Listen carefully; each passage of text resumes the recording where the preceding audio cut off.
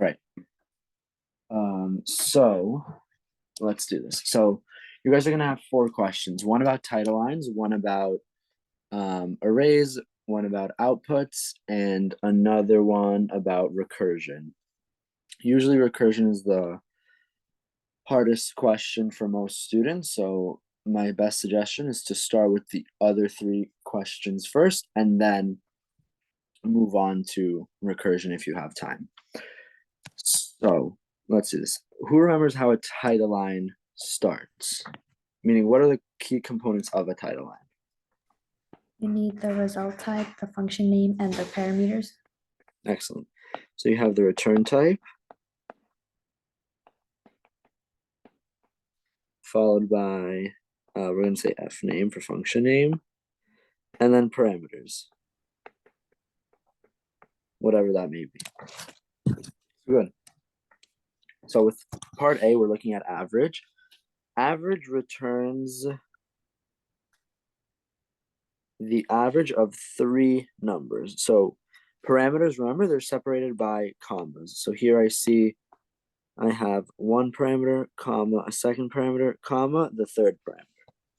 So I know for part A that I'm going to have at least 3 parameters. The return type is a double. How do I know it's a double? Does anybody see how it's a double? Because the variable x is set as a double. Excellent. Yes. We're storing average into the variable x, which means, and above here, we see that x is a double. X is declared as a double. So we have to return whatever we're setting it as. So we have double, the name is average, and we have 3 parameters. N, what is n's type?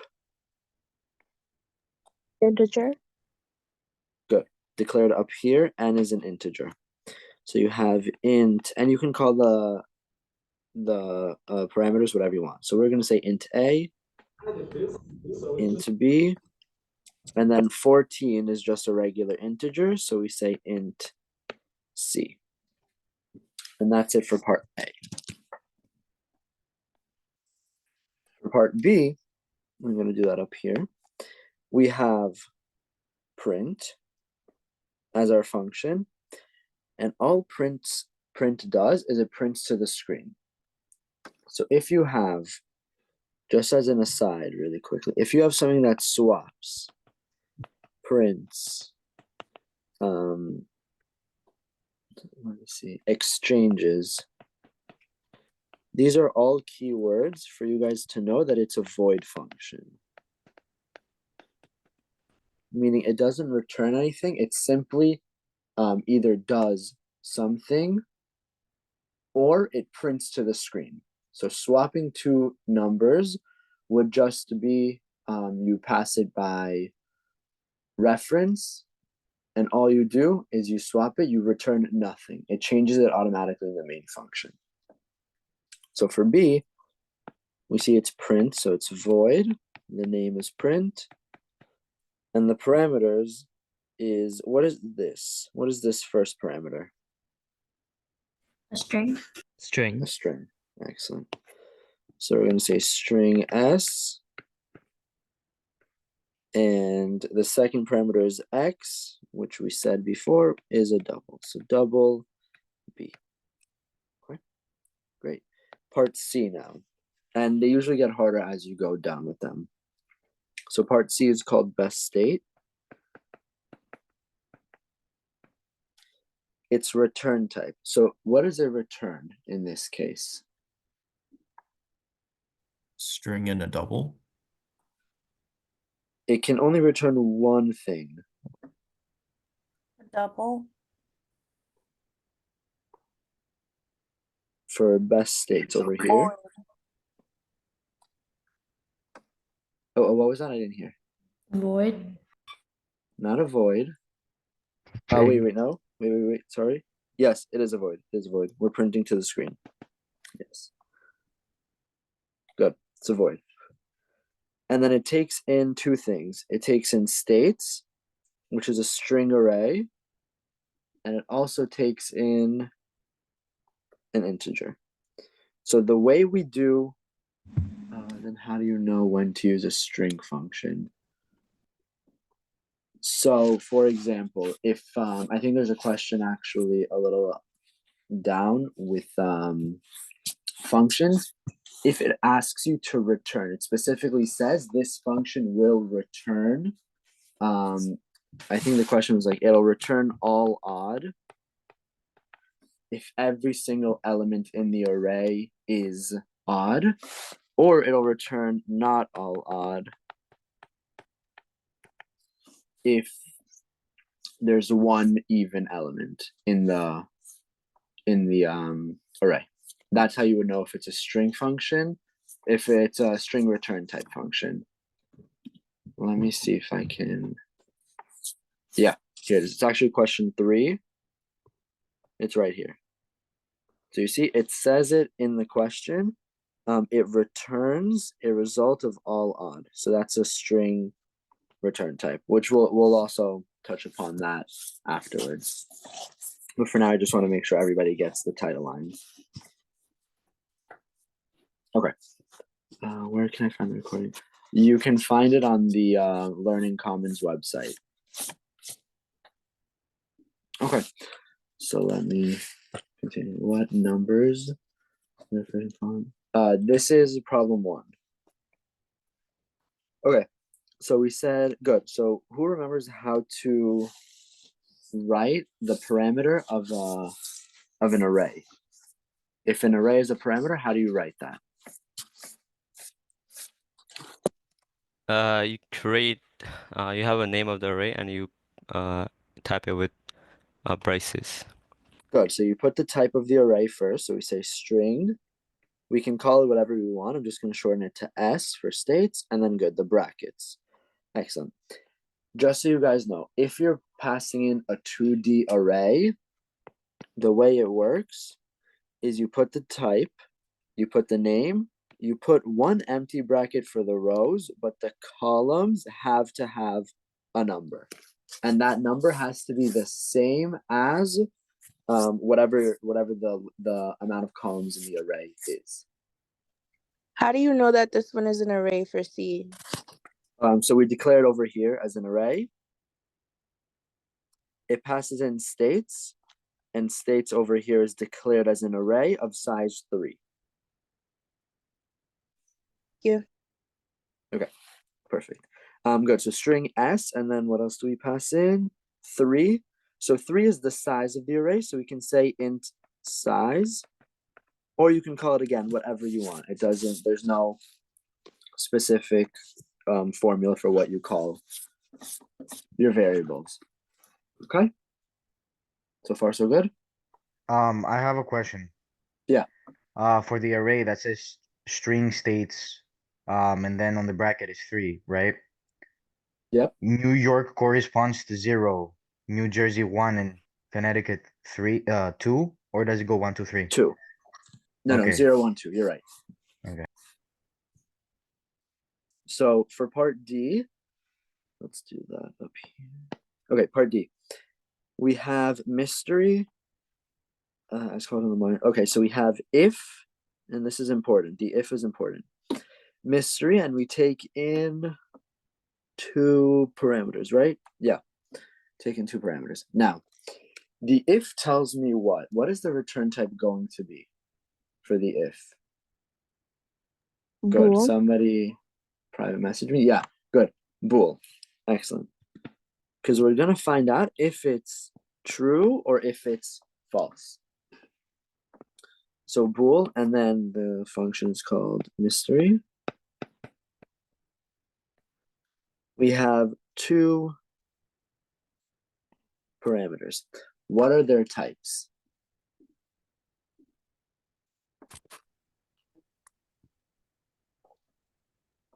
So they're not And arrays. string. Good.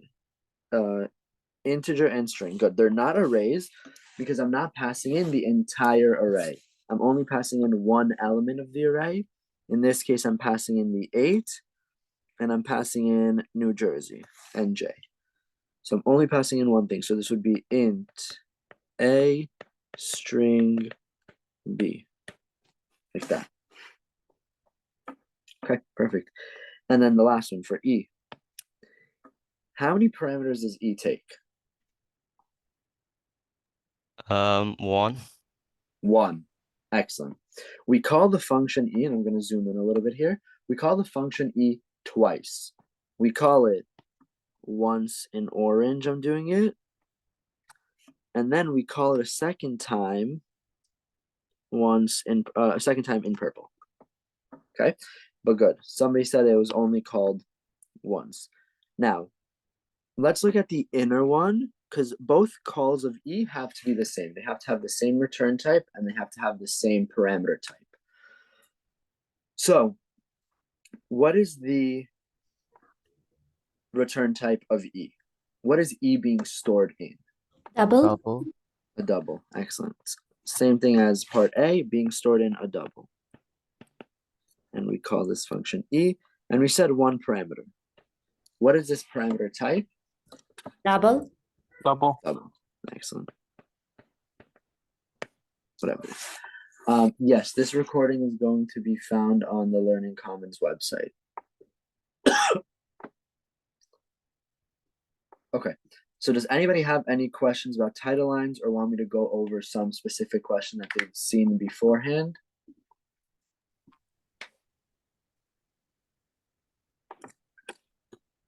Why didn't we use arrays for D? For D, so numbers sub 1 correlates to 1 element in the array.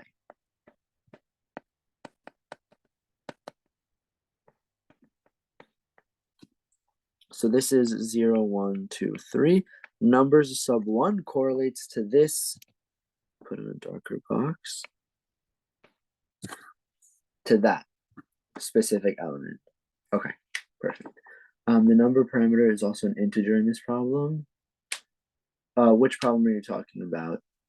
How do you know E is double? So we know E is a double because its parameter is X. Oh, sorry, guys.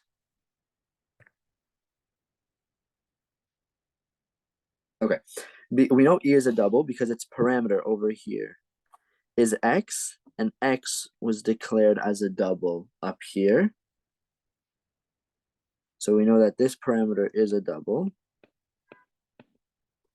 And we know it returns a double because the result is being stored inside of X as well. It's being stored inside of another double.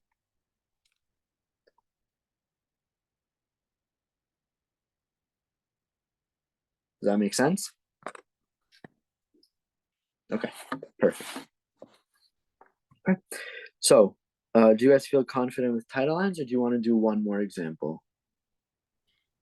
One more example. One more example? No problem. Let's do it.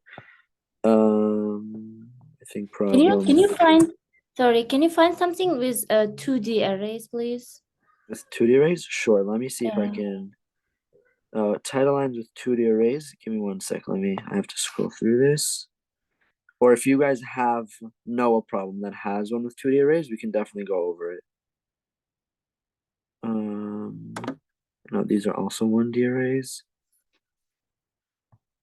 Let's see.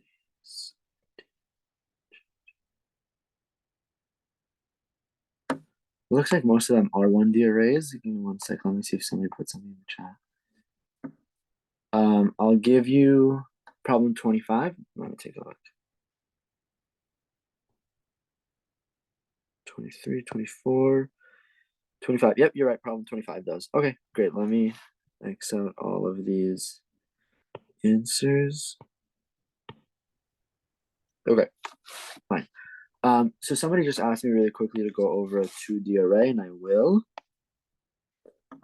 A 2D array has multiple rows and multiple columns. Okay.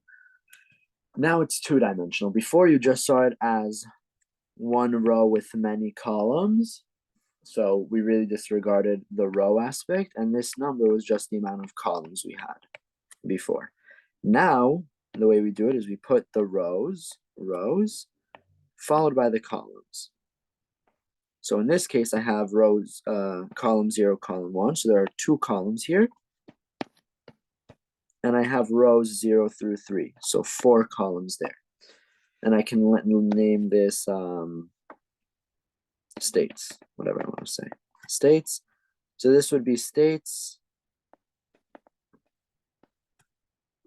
4, 2. And then inside I would just put, I would have to give it a type, so say string. So this would be NJ, NY, CT, DC, TX, FL, and CSC, whatever it is.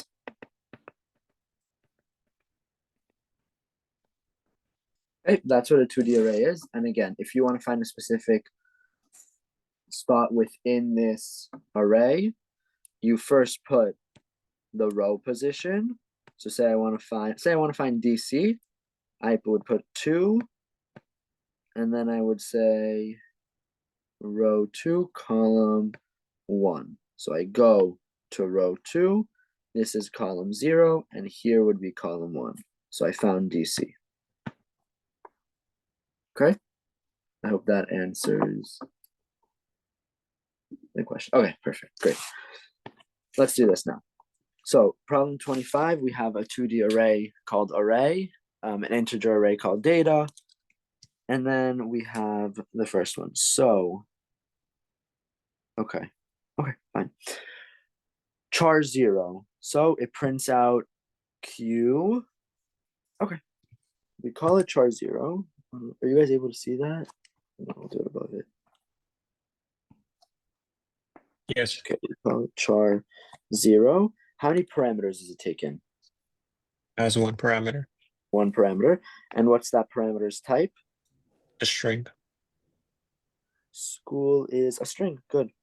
So string. And we can say S. What does it return though? Void. No. Oh, it's CL And it's CL, it would probably be string. string. Yeah. String.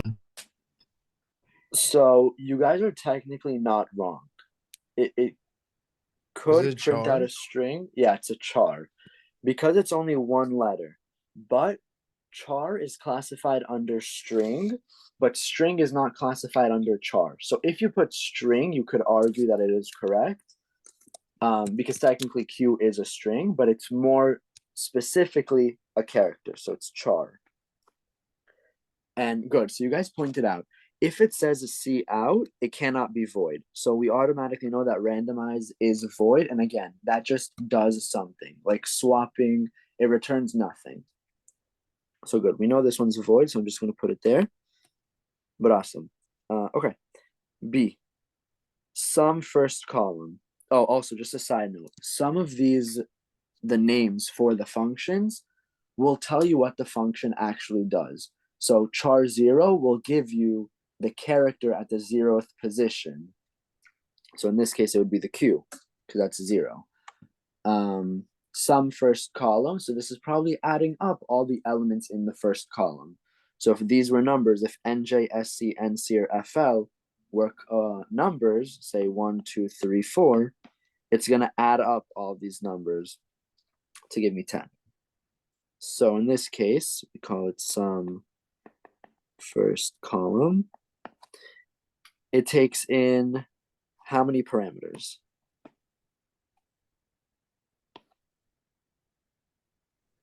3. 3. Excellent. Remember, parameters are separated by a comma. Now, array, we said was 2D array, and it's of type int. So we'll say int A. Remember, the first bracket is always blank. Always. No matter what, it's always blank. The second bracket, however, has to have a number. And that number has to match the number in the second bracket of what we're passing in. So if the number we're passing in the second bracket is 3, this number has to be 3 as well. Okay, that's the first parameter. The second parameter is just an integer, another integer. So we'll say int b. And the third parameter is also an integer, so int c. What does it return though? Integer. Excellent, excellent.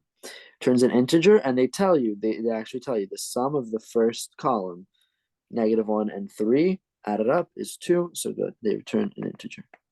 Excellent. Okay. Yep, exactly, just like that. Okay. For borough, let's see this one. Borough is okay. What does borough return? String. String. A String. string. Excellent. And then, what are the parameters for it? One parameter string. There's one parameter. Excellent. And somebody mentioned that it was a string. Good. Perfect. So you guys mentioned before that if there's no C out, it has to be void. So this one we know is void randomize. Now, we have array. So how do I write this first parameter over here? Integer A.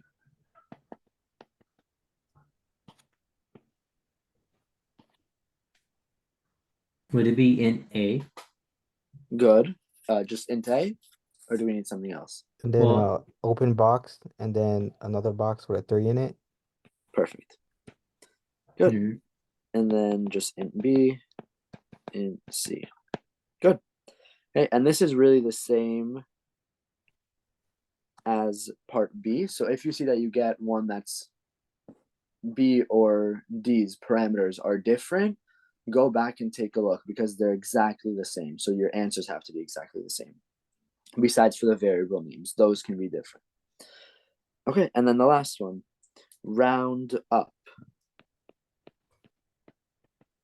So it's called round up.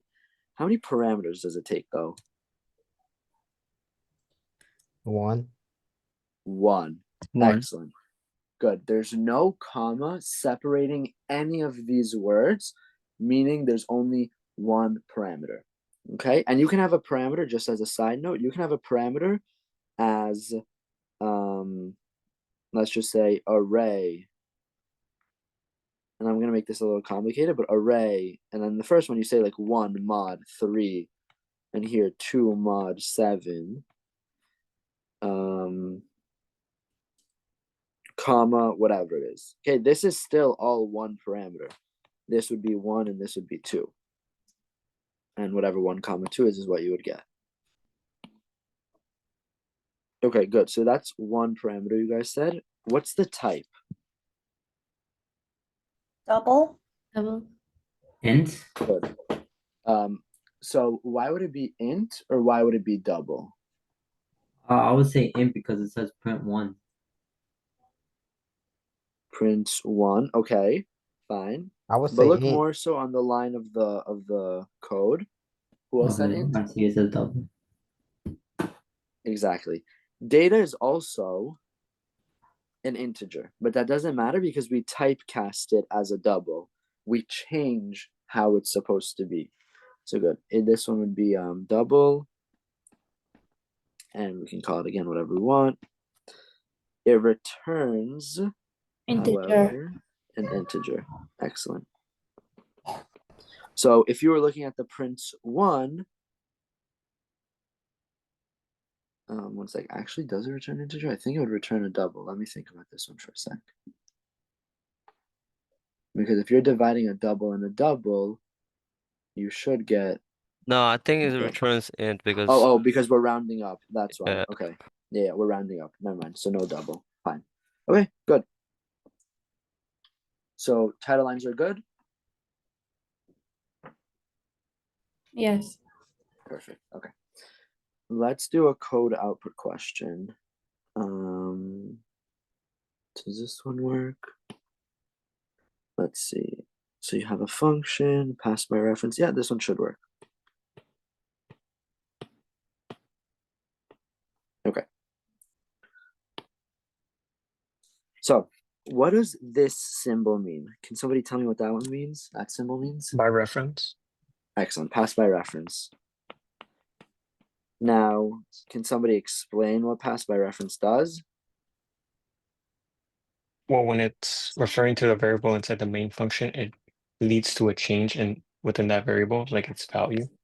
Excellent. So it changes in the main function. Excellent. Good. Passing by value, on the other hand, just so you guys have it.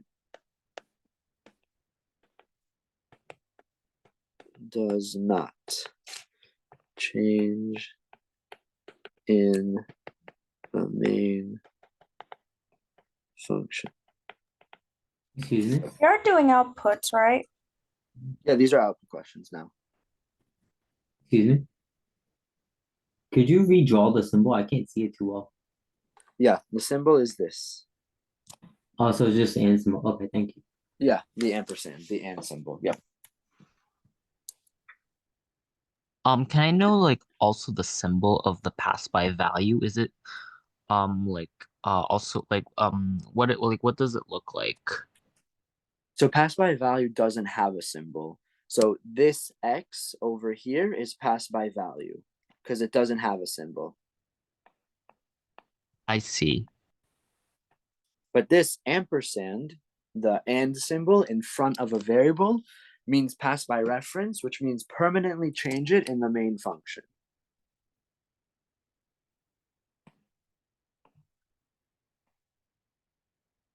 Does that make sense?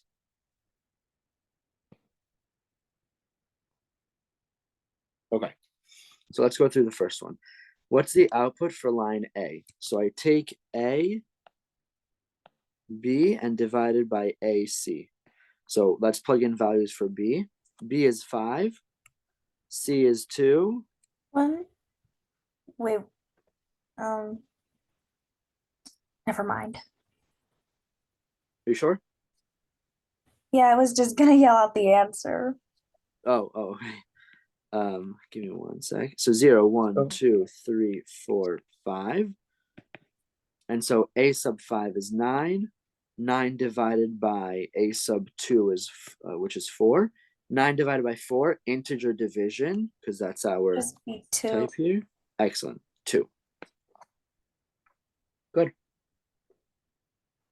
Now, the next one, line B. I'm so sorry. 9 divided by 4, you're taking the remainder. Is that the answer? No.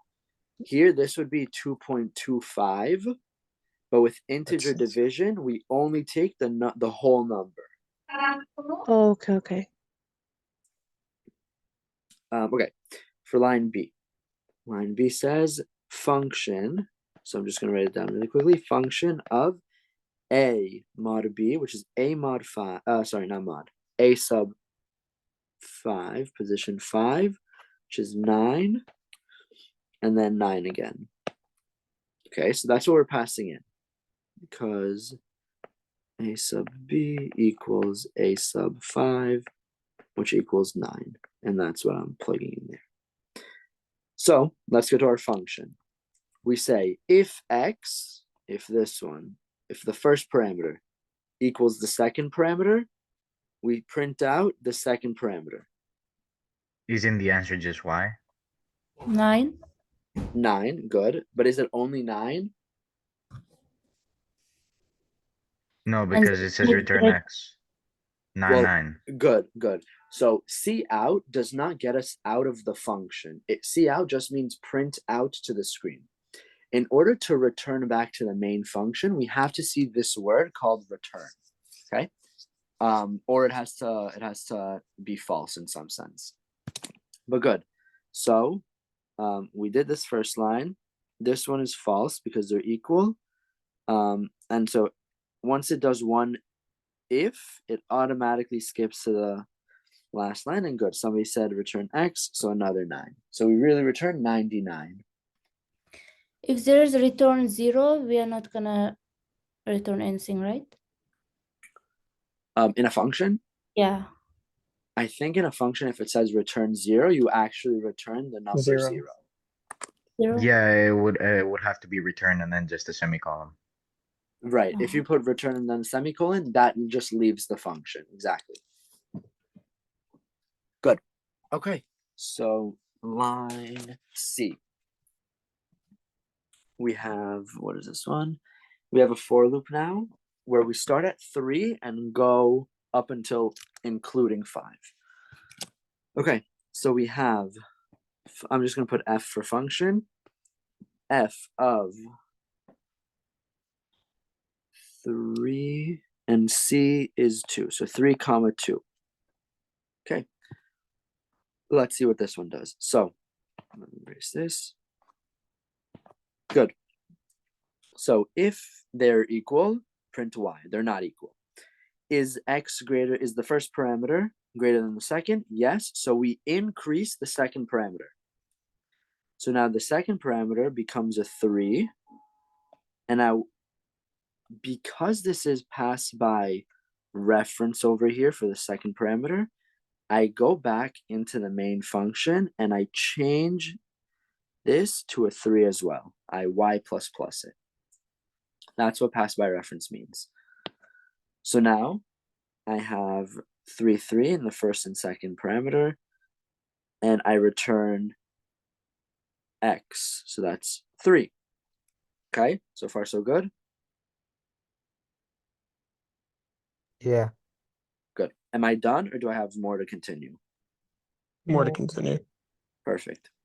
And this is a for loop. So I have f sub, and then r goes up. And now c is 3, though. So I'm passing in 3. And then I do the same thing. I check. Are they equal? No. Is the first parameter x greater than the second parameter y? Yes. So I y++. So this changes to a 4. And then here I change this 3 to a 4. Good. Now I go to the return. Return x, so I return 4. And then we do the last one. F of 5, we pass in 4.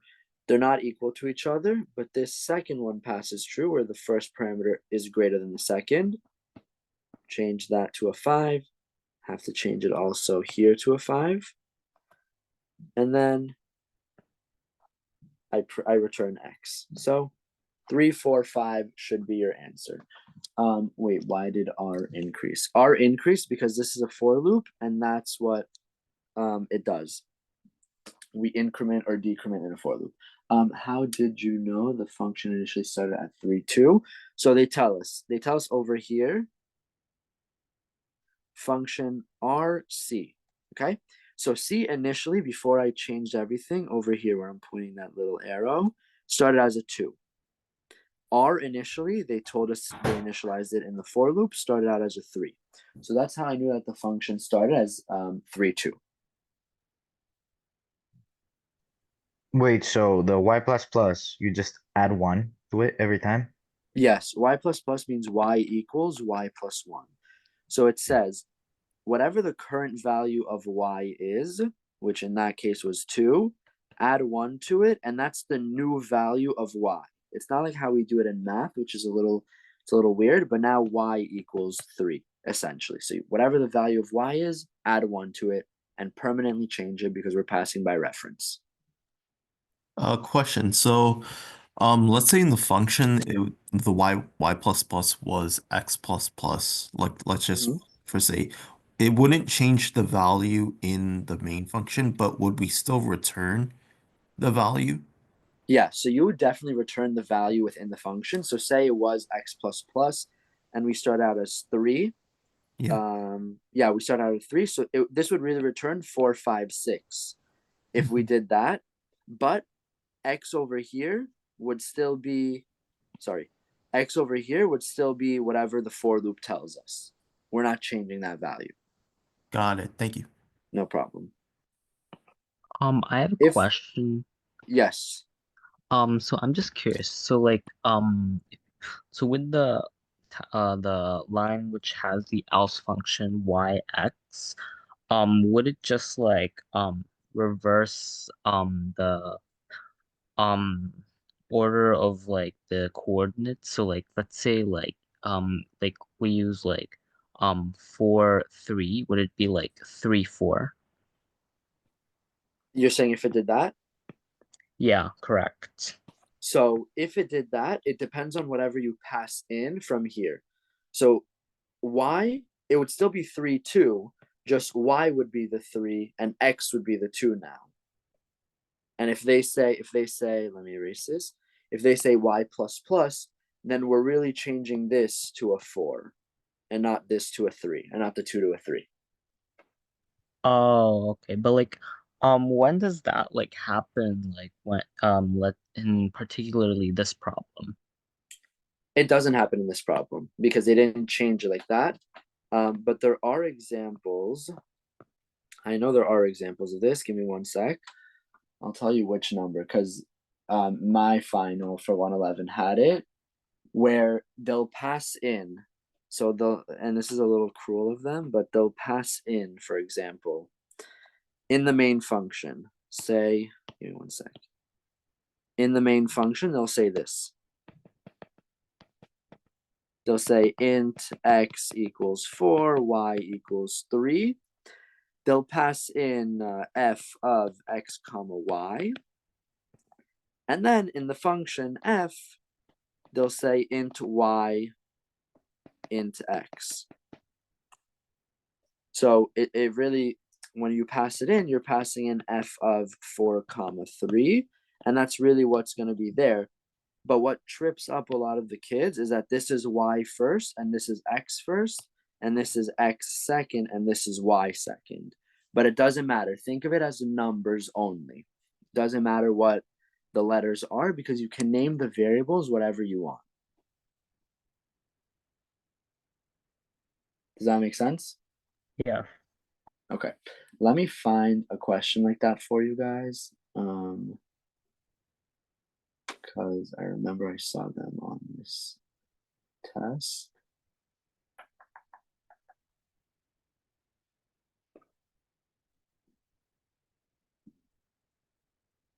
And somebody also had another question. So this only loops 3 times, not 5, because we start at 3 and 3 meets the condition. We go to 4, 4 meets the condition. We go to 5, 5 meets the condition. Once we get to 6, 6 doesn't meet the condition. So we leave the for loop. I have a question. Yes. So for C, right? For C. C equals, like, you know how you change it to 5? Yeah, from 2 to 3 to 4 to 5, yeah. Yeah. So when we print out for, let's say, the next line where it says C out C, would you go back to printing out 2, or would you print No. out 5? 5. Because of the You would print Okay. out the 5. That's what the difference between, and that's again, That's because That's of the yeah. because of It pass by changed. reference. But that's what a lot of people make mistakes on the test. They don't change it in the main function. They know that it's passed by reference, but on their test they don't put an X like how we did here and change it to a 5. So they completely forget what they did before because they're in the test mindset. And they go And back to the they'll original. put a 2 here, which isn't correct. The answer It's is 5. 5. Good. Thank you. Exactly. No So, problem. so after for loop, C like every time 5, right? After for loop. Yep. C is 5 every single time. Okay. Yeah, thank you. No problem. Okay. And then we do the function call one last time. Oh, and I found a question like what I was talking about. It's question 154. We can go over that one as well if you guys want, or at least I can actually give you guys the example. Okay. So let's do this. Function of a sub 4. A sub 4 is 5, and a sub 5 is 9. So we pass in 5 comma 9. So let's do this. And I have a feeling this is going to be a recursive call. Oh, yeah, this is going to be the recursive call. Okay, fine. Okay. So it doesn't pass the first if statement, right? They're not equal. 5 is not greater than 9, so it doesn't pass the second one. So we do f of 9 comma 5. Now they want us to switch it. F of 9 comma 5. So we go back to the function. We say, okay, is 9 equal to 5? No. Is 9 greater than 5? Yes. So I increase 5. Oh boy. Okay, this is where it gets complicated. So I increase the second parameter. I increase y. Now. Okay, I increase y, which is this 9 over here. Because this is x, because Let's do it like this. X, Y, 5, 9. Okay, that's what we're going to do. So good. So now I increase whatever was given to me as Y. So this now becomes a 10, which means over here I have to change it to a 10. And then I check. I increased it. Fine. And then I return X, right? Give me 1 second.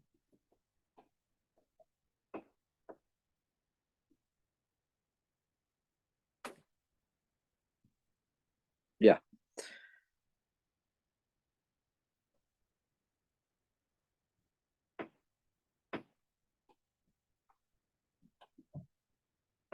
Do you guys see why I had to change it to a 10?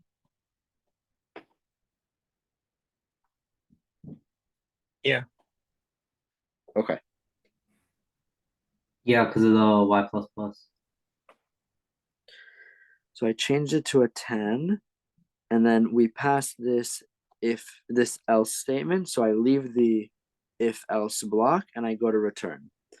Now I return X, and what's X in this case? 5. 5. 5, exactly. X is still 5. Good. Good. X is still 5. And then a sub 5.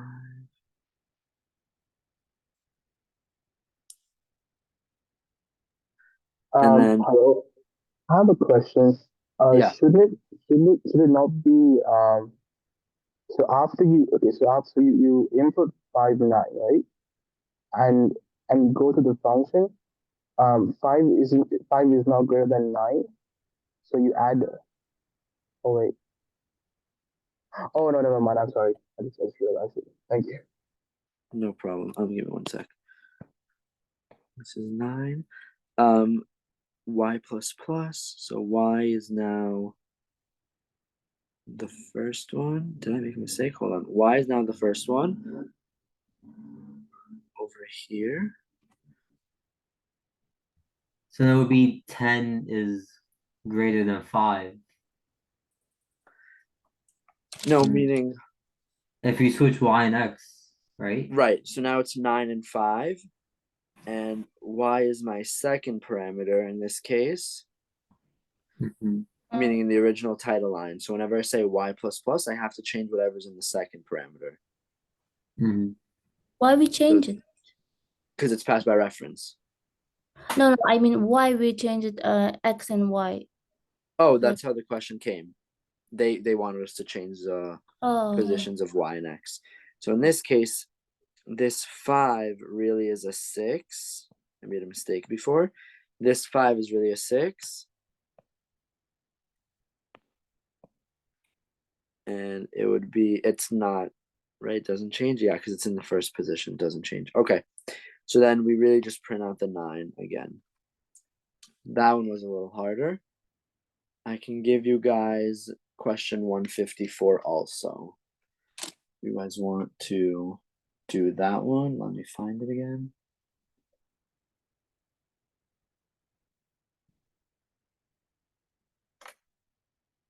Okay. We'll do one more of this, and then then Sulaiman will help you guys with arrays. Okay. So here it is. Int fun and x int and y, and we say if y is less than or equal to 0, return x equals x plus 2, which means I just add 2, c out x, then c out y, and then I return x times y.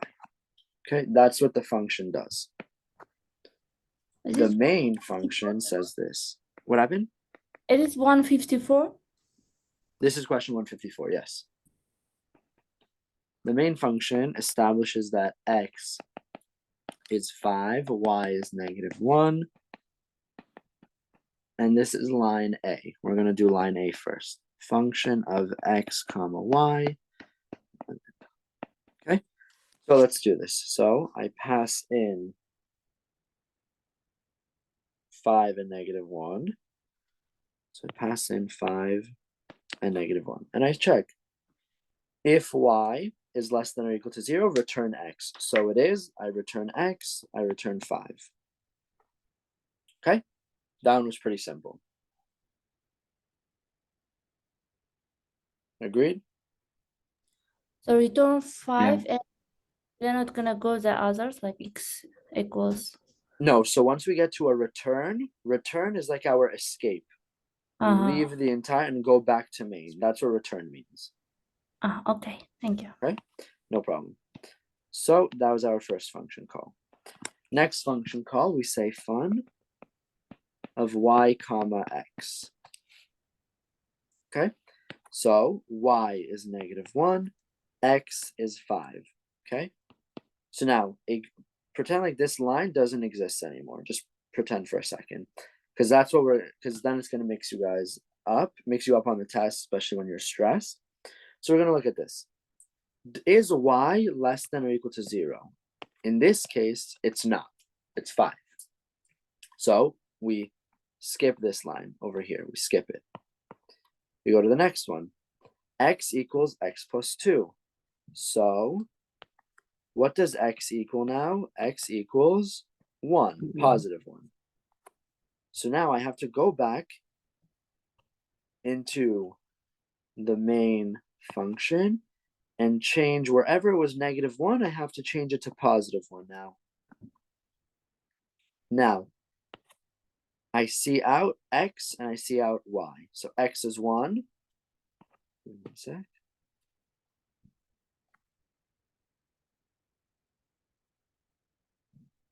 X and y, yeah, right, yeah. See out x is 1. And then 5. Now, I don't know if your teacher taught you this, but there's something specific that, well, I know they taught it to, but I don't know if you guys did it in practice. I did not put a C out here. If I didn't put a C out here, we don't execute any of the return line statements. That's just something we can't do because that's what C out is used for. Instead, all we do are the C out statements. If it says return, if it says C out over here in the main function, we do both the return and the C out statements. Wait, I have a question. Yes. Okay, so in the int, is that like int fun? So you change the y, right? And you're supposed to change the x. Right? Int fun, right? This turned Okay. into a 1. Good. Yeah, that turned into a 1, but down there, right? So that would. So int x is 5. It's switched. Right. So what we did here, I'm going to show it to you again. I Mhm. changed the value of the first parameter in the function, so I have to change the value of the first parameter in the main function. Yeah. So in the main function, it's y, so that's why this one changed to 1. Oh, okay. In the main function, that's y. Exactly. Okay, thank you. That's what I mean by sometimes they try to be a little bit tricky.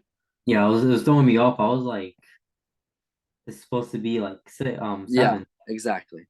So that's what that's like where most of the points are lost on the test.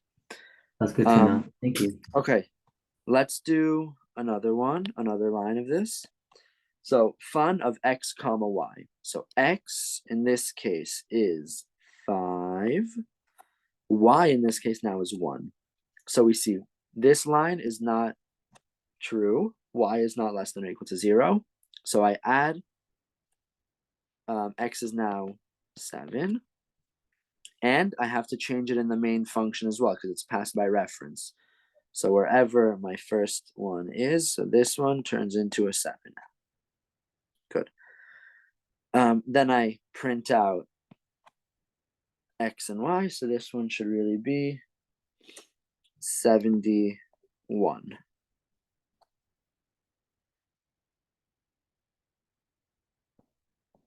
Okay. That one seemed a little bit easier, but you guys tell me if you have any questions about it.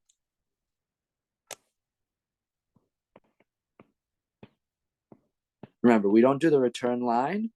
We don't do anything with return because there's no C out here. Okay.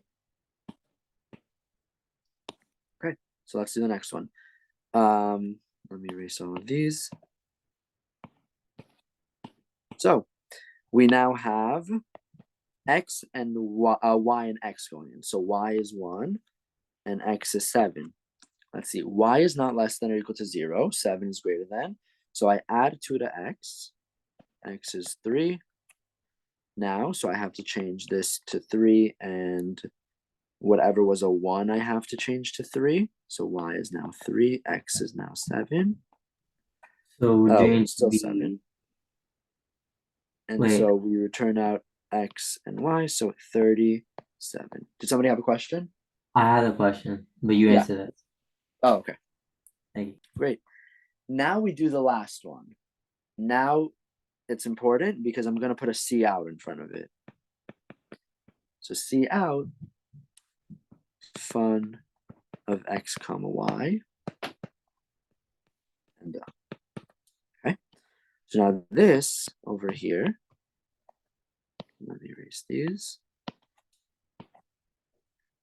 So X comma Y. X in this case is 7, Y is 3.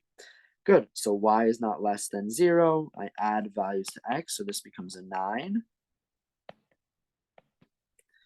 And over here, I have to change it to a 9 as well. Now I print out X, which is 9, concatenated with 3. Now I get to do this. I get to do return X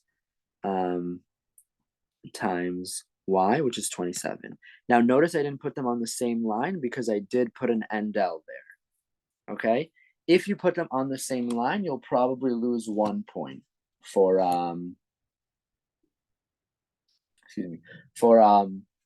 incorrect output. Okay? But does anybody have any other questions regarding this type of problem? Or oh, sorry, I did not look at any of the chats. Give me 1 second. Let me catch up on that. But isn't the Y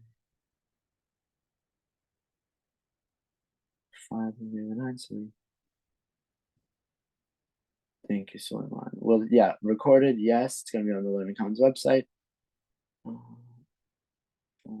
Yes. You want me to explain B again?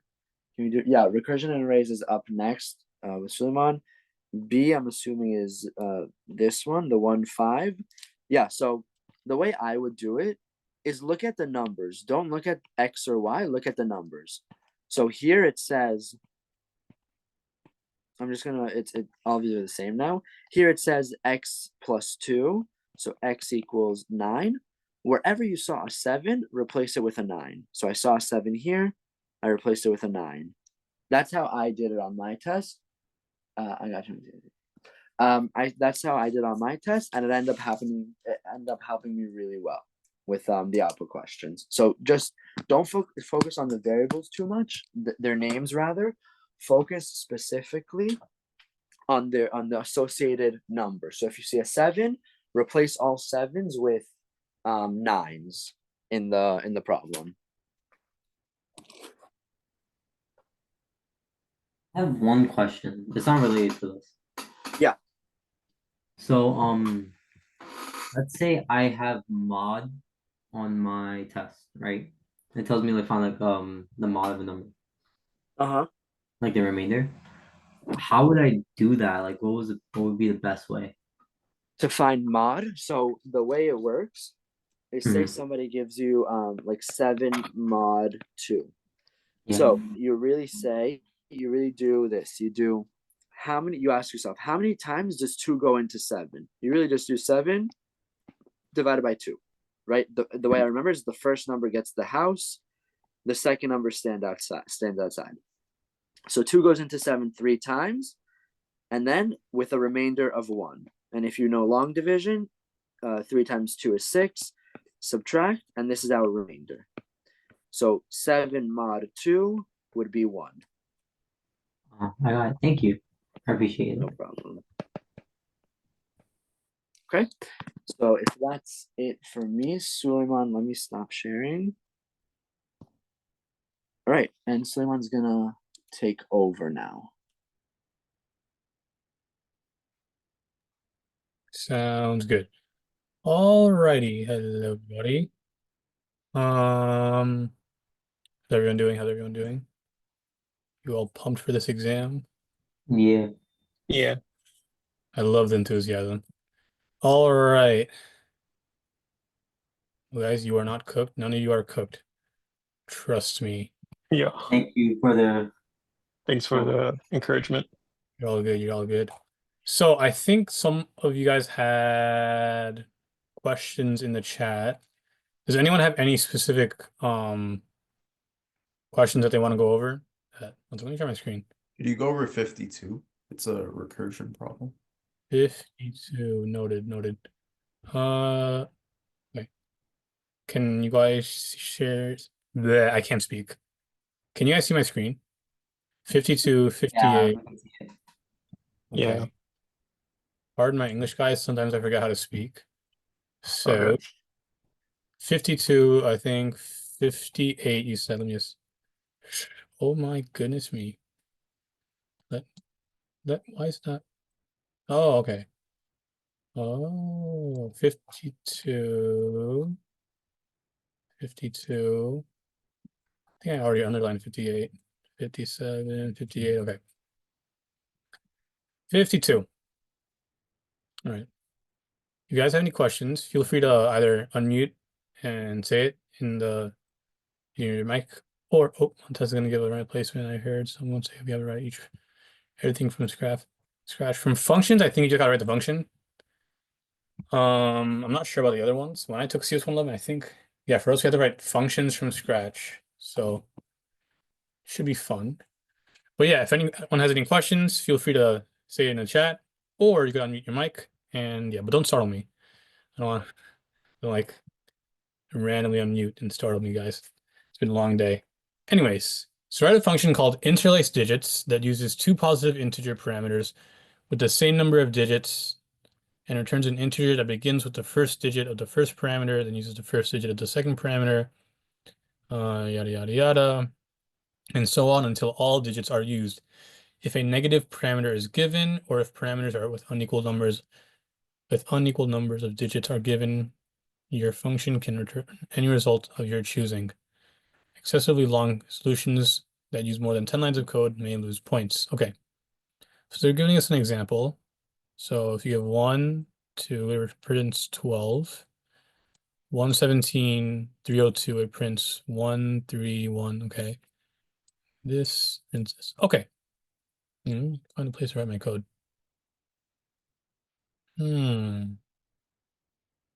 Where shall I write it? Let's write it here. Okay. Let's get started. So let's give this function a good name. Actually, I don't know where I could write it. Let's do it here. If I type like this, can you guys see what I'm typing? Right here. Yeah, I could see the text box. Yeah. Okay, just want to make sure. All right, so we have a function interlace digits. What do you guys think the return type is going to be? Let's do the function title line first. What will it return? Int. Int. Good.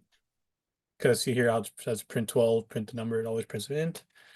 And we already got the name, interlace digits.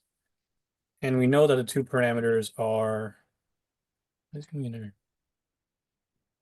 Integers. Right now. Integers. So we got name of int x and int y. Okay. So let's get the ifs over with. Let's see, let's move this a bit down. Let's move it down here. Let's get the if statement over with. So what were our things? They said that if let me highlight it. if a negative parameter is given, if a, not eraser, why am I using eraser? If a negative parameter is given, or if the parameters with unequal number of digits are given, your function can return any result of your choosing. Okay, so that's fine. Let's take care of the negatives. So how do we check that? How do we check if one of the values is negative? Would be the variable would have to be less than 0. Yep. So if x is less than 0 or y is less than 0, what do you guys want to return? 0. Ooh. Sure. Yeah. Return 0. Why not? All right, so that takes care of this. We will deal with unequal digits later.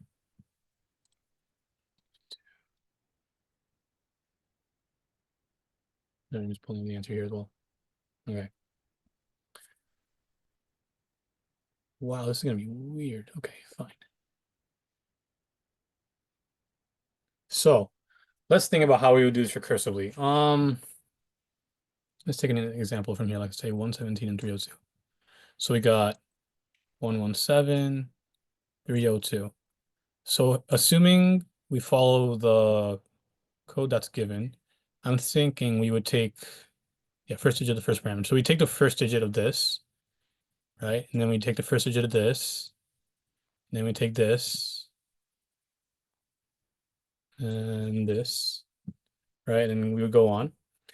So we have to find a way to think of what would our recursive step be, right? Actually, let's look at this. What would our recursive step be? So what I like to do for these is I always like to assume, assume that we give, so the whole idea of recursion is that you have like a big thing you need to do. You like give a smaller portion of it to the computer, right? You give it to the computer, and then it returns the correct response, and then you just add on this last portion, right? Is everyone good with that idea of recursion? You type in something big and it gives you something small. Yeah. So like say here we give instead of this and this, let's say we give 17 and 302. Right? Assuming that we're just giving a smaller, so we're keeping this one to ourselves, right?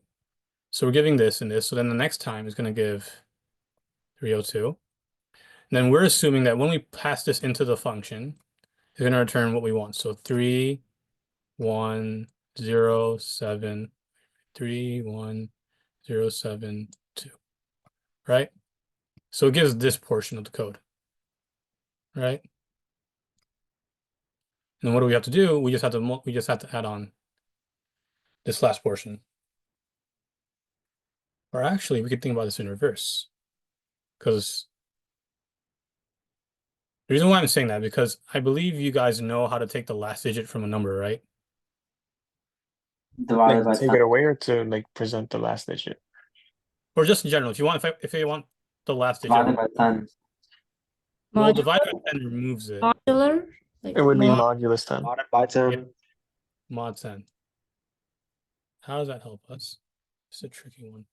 Because we see here,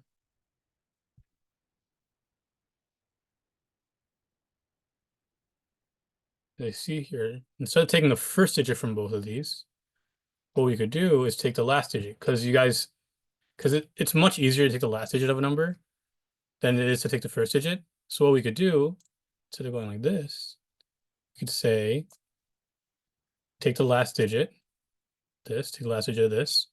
So then we would interlace these. So we would call the function, I don't know what it's called, interlace digits of 11 and 30, right? Then what would we have to add on? We would basically have to interlace the 7 and the 2. Right.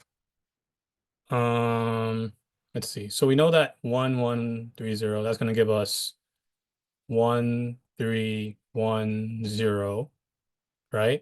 Is everyone following? Is anyone confused? If you're confused, please let me know. I'm also trying to figure this out on my own as well.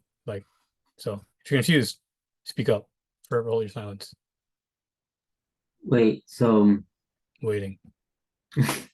you took 11 and took 30, right? Now I get intertwine 7 and 2, right? Okay. You're So we gonna just take basically just said instead of taking 117 and 302, we're taking 11, like the first two digits. Here, let me use a different color. yeah, 11 and 30. Exactly. And then mod 7 and mod 2.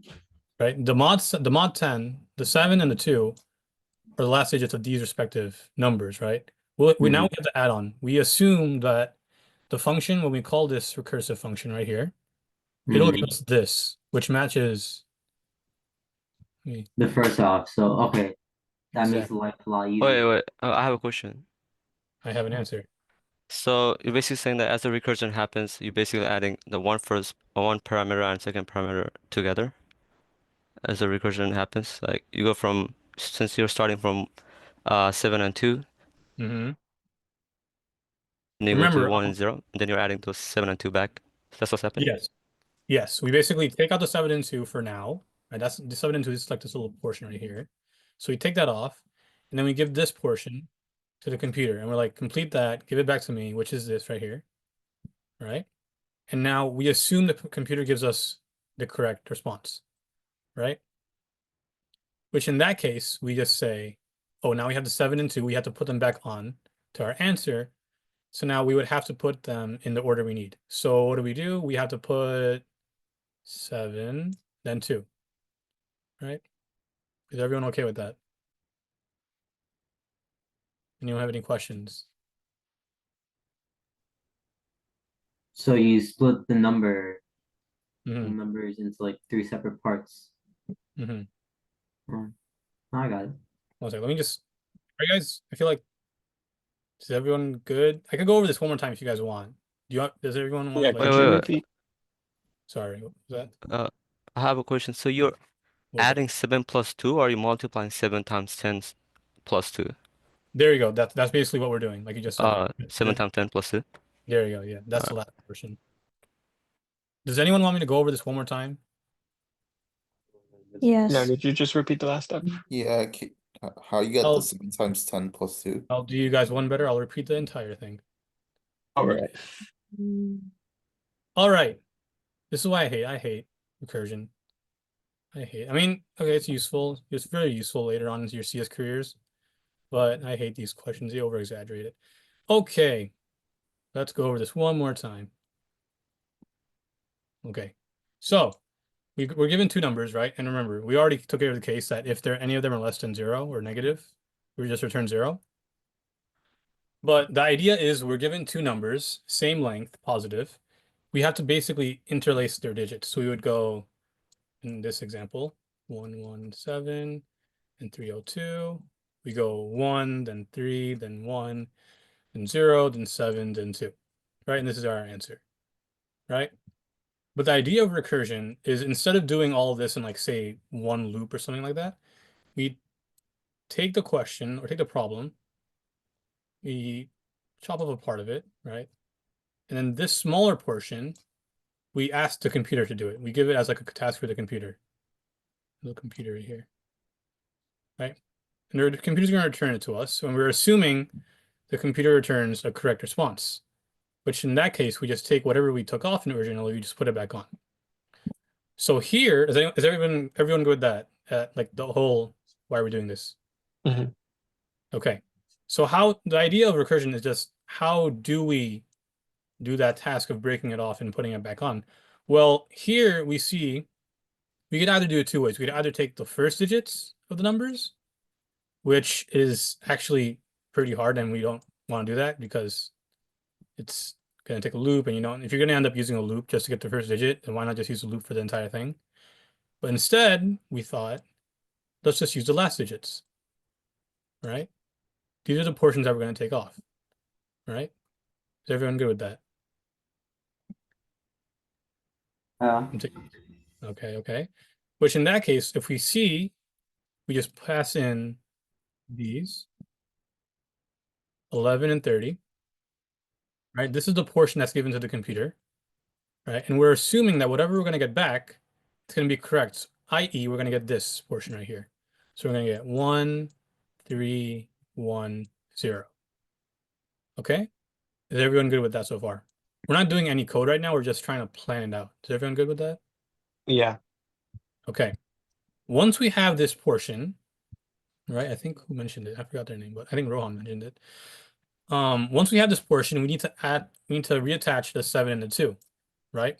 Which in that case, we just do what he said. You just do 7 times 10 plus 2.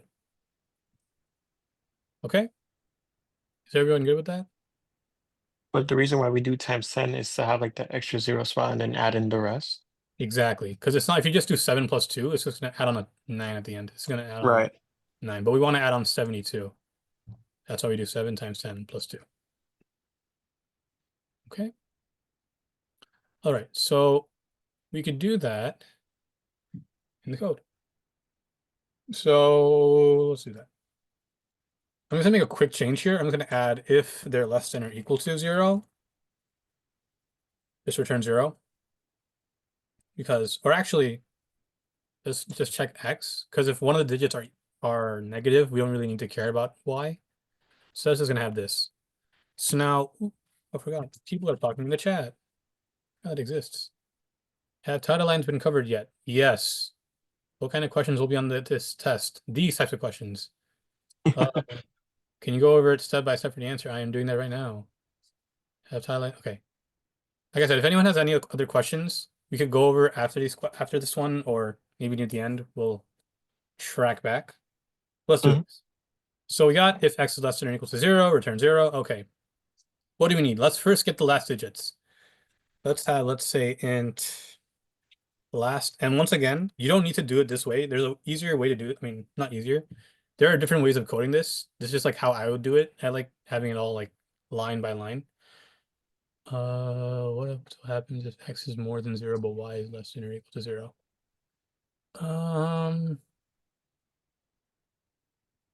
You know what, Mafu, is just for you? There you go. Just for you. Anyways, let's have a variable. So last x, how do I get the last digit of x? Anyone? Well, I mean, you would do mod 10. X mod. Oh, wait. Mod 20. Yeah, I was like wondering why you put 20. Sorry, guys. It's all right. It's not 20. Don't put 20. Last y. And how do last y? Y mod 10.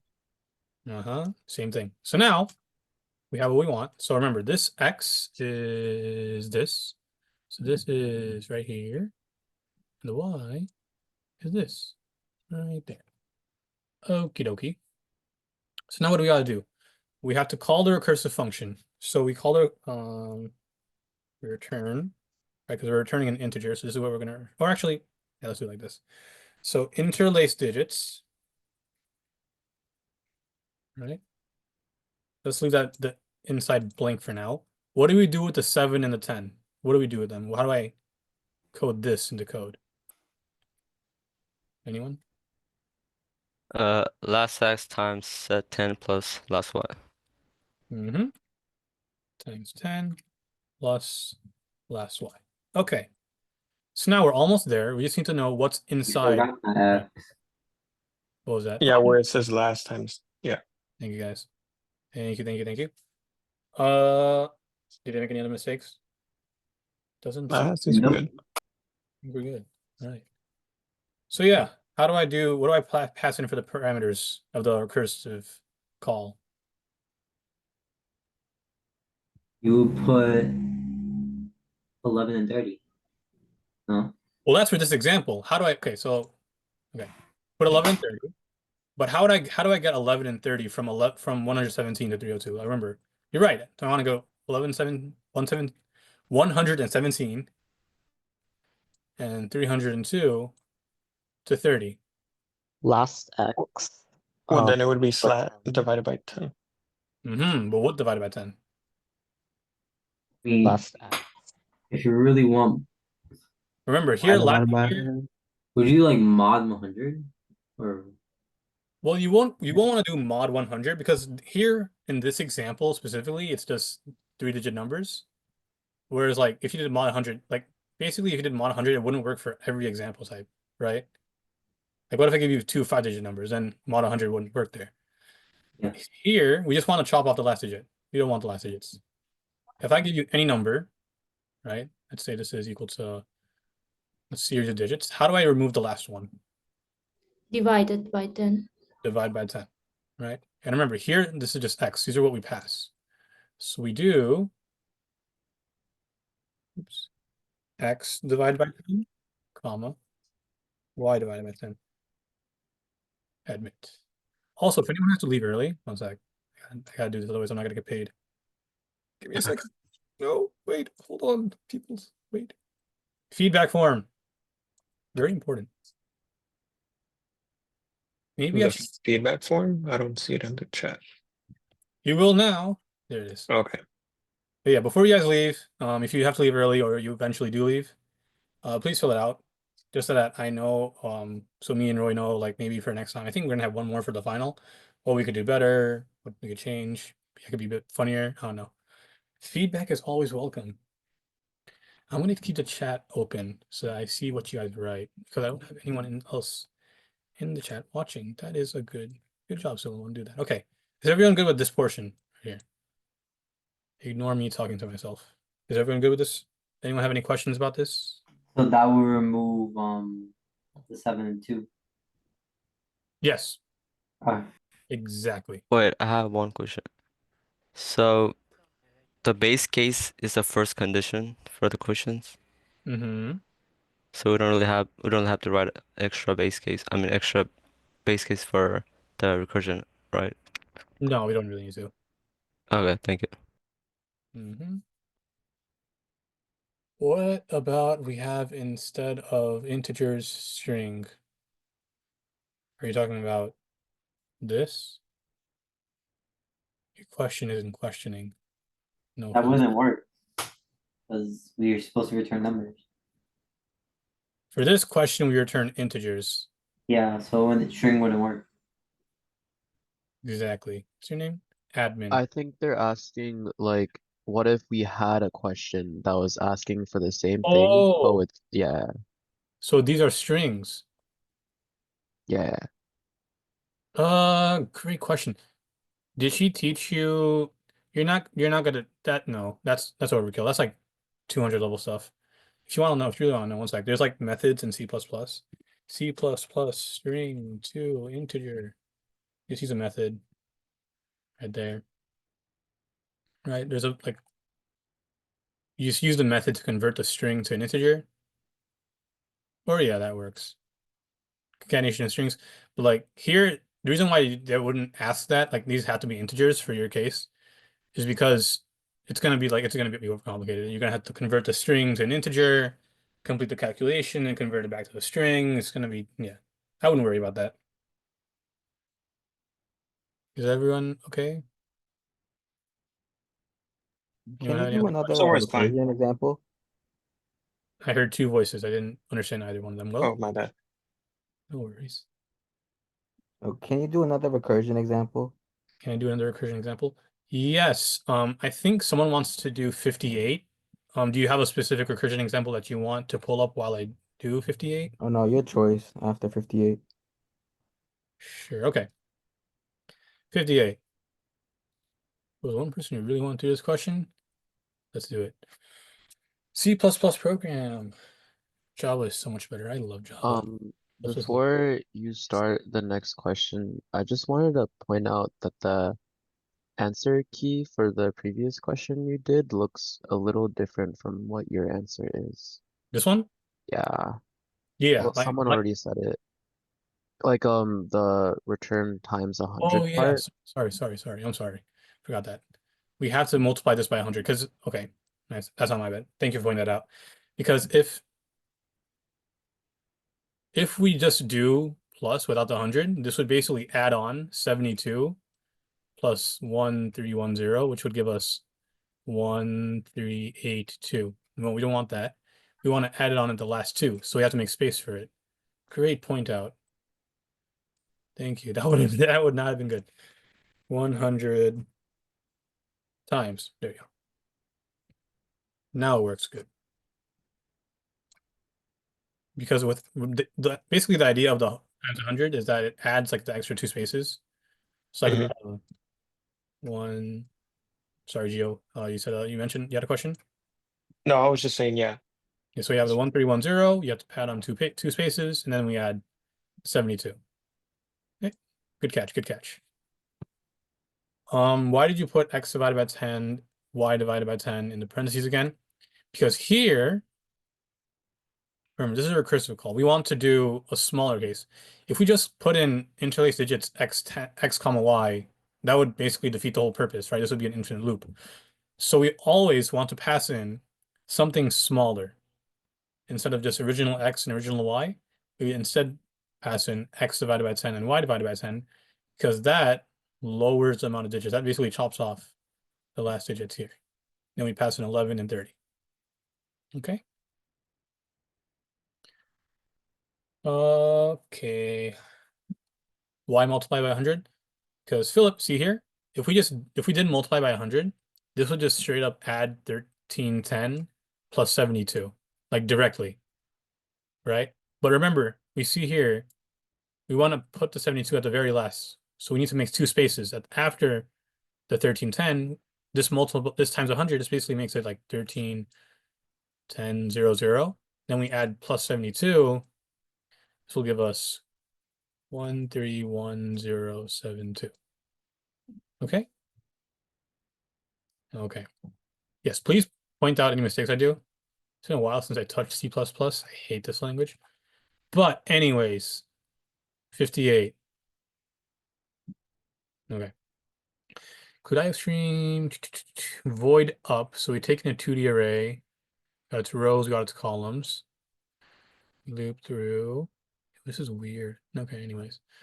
See out. Okay. Int main x. We got 2D array. We got, let's do line A. So 2D array x2, 2. What's this gonna be? Remember, so we also gonna do x, 2, 2. So which entry would this be? 9. Why do you say that? Are you sure it's 9? 5. Walk me through what you did when you did that. Well, is it because of this is a two-dimensional array, so you have to go with rows and column? Row 2, column 2. Row 2, column 2. Is this start at 0 or 1? I counted by 0, 1, 2. There you go. So 0, 1, 2. So now this first 2 would mean this right here. And then this 2 would mean 0, 1, 2. So this would print out 5. Okay. And so the person damn, I did one. Yes, please be careful in that. Remember, in arrays in C++, they always start at 0. Right? Whoa. Who's this? Oh yeah, you can draw on the when You you're guys can sharing the draw? screen. Yeah, but that would be a little chaotic. That was my fault. Whoever's doing it, insane. It was an accident. You're gonna be in the recording anyways. So, oh well. Does anyone want to draw on the board and tell me what line B is gonna be? Right, sure. Let me see. See out. Yeah. When you do it, walk me through what you're doing. Walk me through your steps. Oh wait, it's on me. Yes, it's on you. You're the tutor now. My days. All right, sure. So you got this. So I went to row 2, and then it says. Okay, so let's evaluate this first. What is this equal to, or Geo?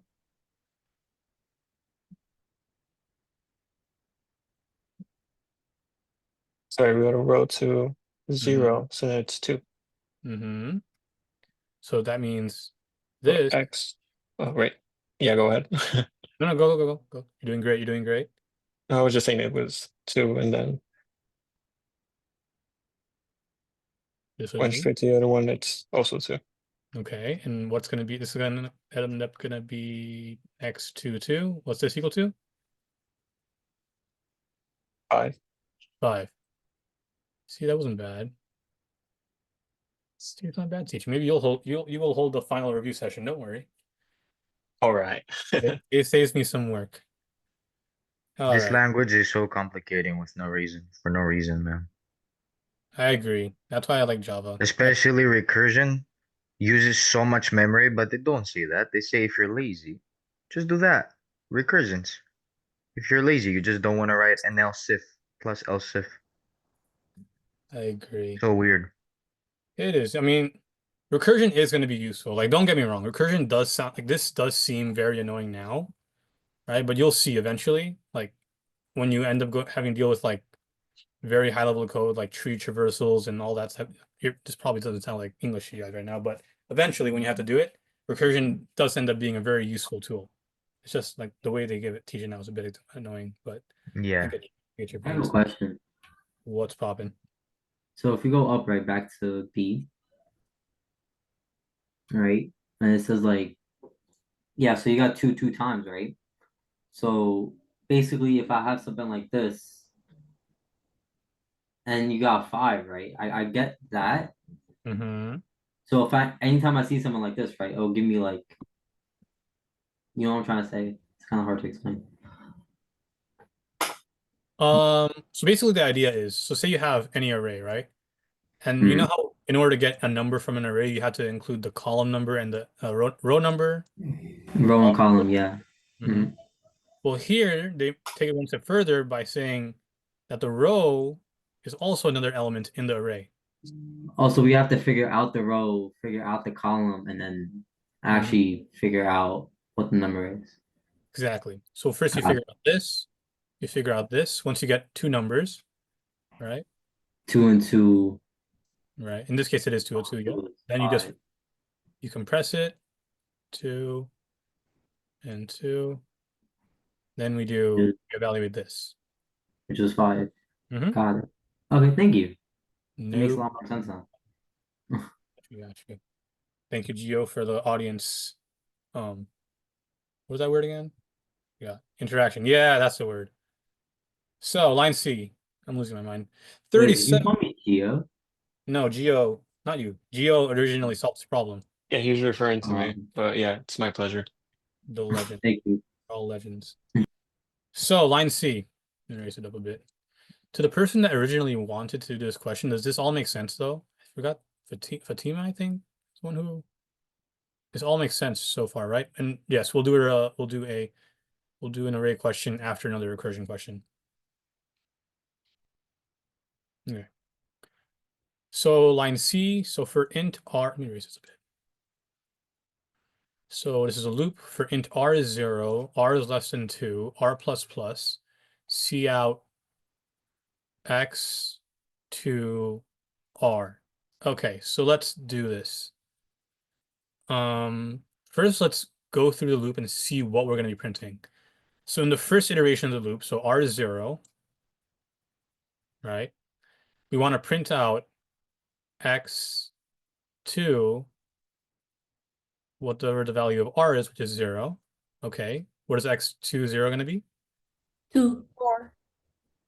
It's gonna be 2. 2. 2. All right, so it's going to print out 2. Then we increase r by 1, so r plus plus means r is equal to 1 now. So that means r is 1, x 2, 1, which is 6. 6. Bingo. So we got 6. Also be careful here. See how there's an end line? So It's we all have to yeah. put it under. If you print it like 2, 6, ... that's gonna it's unnecessary points taken off. Like just read the question. Okay. Doesn't take too long to read. So then r is increased from 2 to then 1 to 2. So we get r, not r, x. R is 2. So this means this is going to be x 2, 2, which is, you guys probably should know this by now. 5. I have a question. I have an answer. The for loop, it says r less than 2, but not r less than or equal to 2. So do we even bother doing the third one? Like, wouldn't it just be 2 and 6? You're right. You're No right. 5? Yeah, okay. Sorry. See. Nice catch. So we would not. If R is 0, then you don't print it. What do you mean, Ethan? Well, when R is 0, we print it out because here R is 0. People are drawing my screen. I don't know who's drawing my screen. I think R that's is, what the previous person drew. there's another one right here. Cursor. There. I don't know. You guys be crazy. Crazy 111 students. But R is 0, that means we print out x20, which is 2. Then R becomes 1, which is less than 2. So we print that out. Then R becomes 2, which I don't know who it was who printed it, who pointed it out. But because, yes, R is 2, so we don't even bother doing the next line. We just re-break out of the for loop. Okay? So we only print this. Yeah, I understand. And I repeat line C really quick again. I will repeat line C really quick again. So what do we start off? R equal to 0. R is 0. So R 0. So we print out x2. Remember, 2 stays here. And whatever R is, so R is 0 in this case, right here. And to the person who asked the question, Osha, what is x20?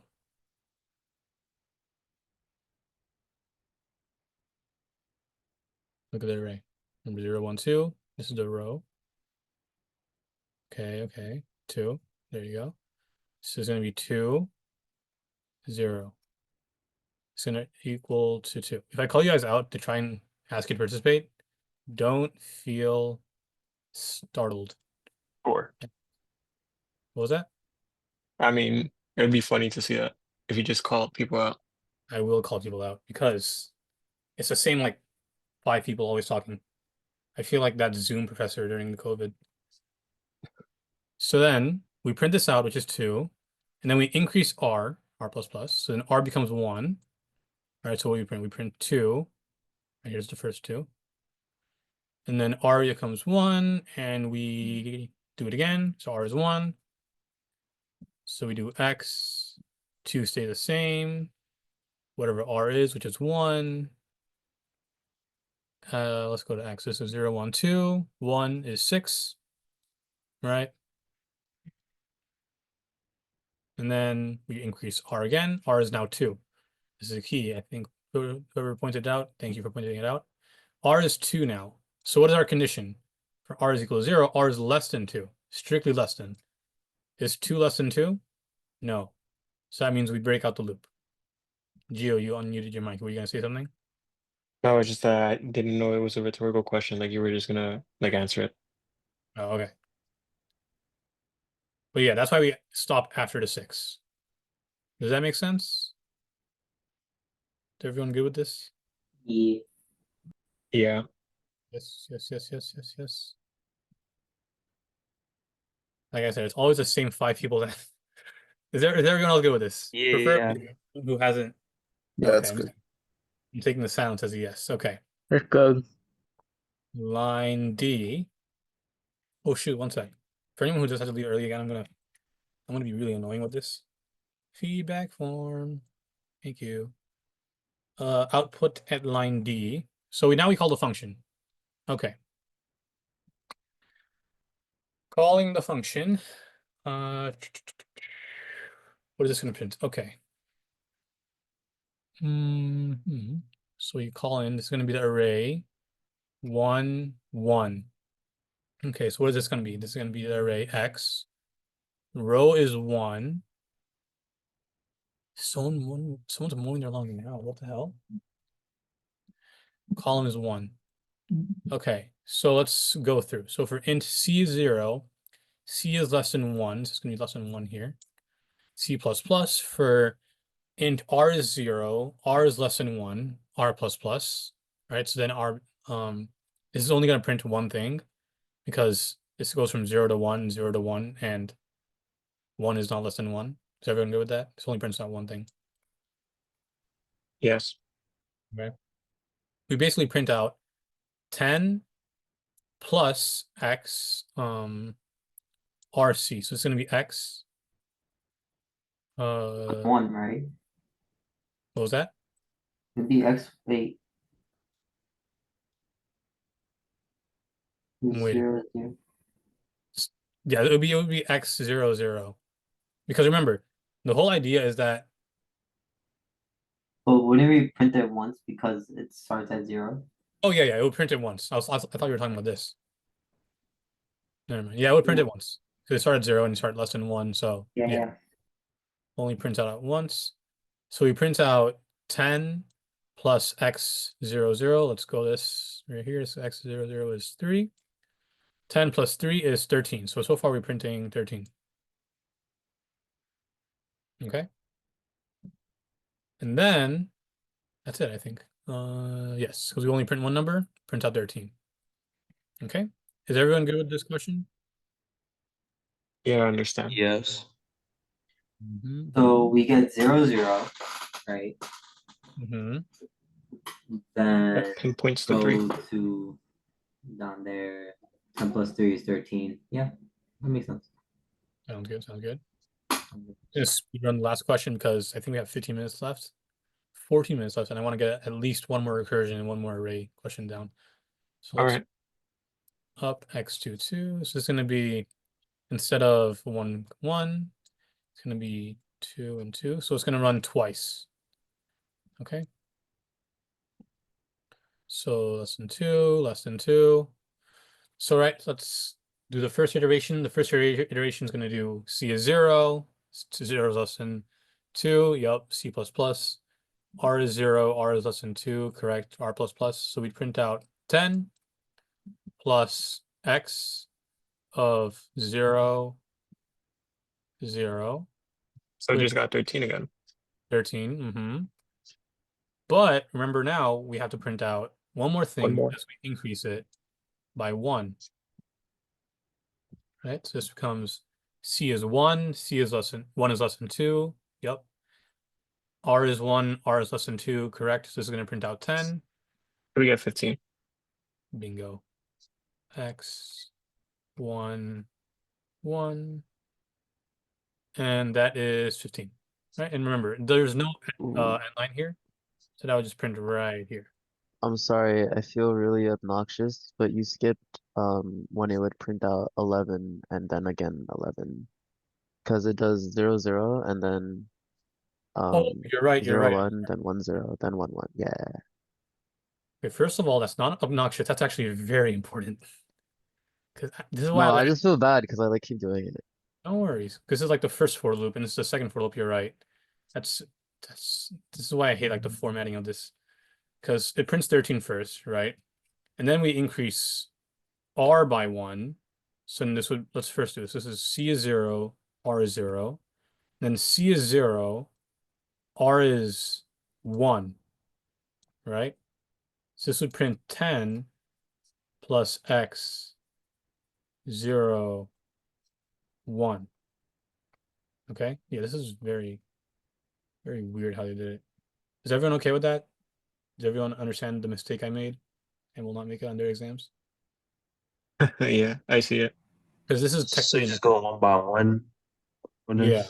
So it goes 0, 0, then 0, 1, then 1, 0, then 1, 1. Right, so this one I'm printing 13.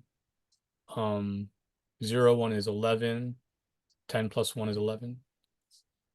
And then 1, 0 is 11 again. And then 1, 1 is 15. So this is what it would print. Can I explain? Let's quickly one more time. So the key thing that was brought up is that this is a nested for loops. This is an outer loop here. So it's like the R, this is the C. So you have to remember that, no, I'm sorry, this is not RC, this is CR. That it basically does the outer for loop, and there's an inner for loop here. So it loops through here however many times, then goes back here and does it multiple times. Does that, everyone okay with that? Because it's like a loop within a loop. Nested for loop.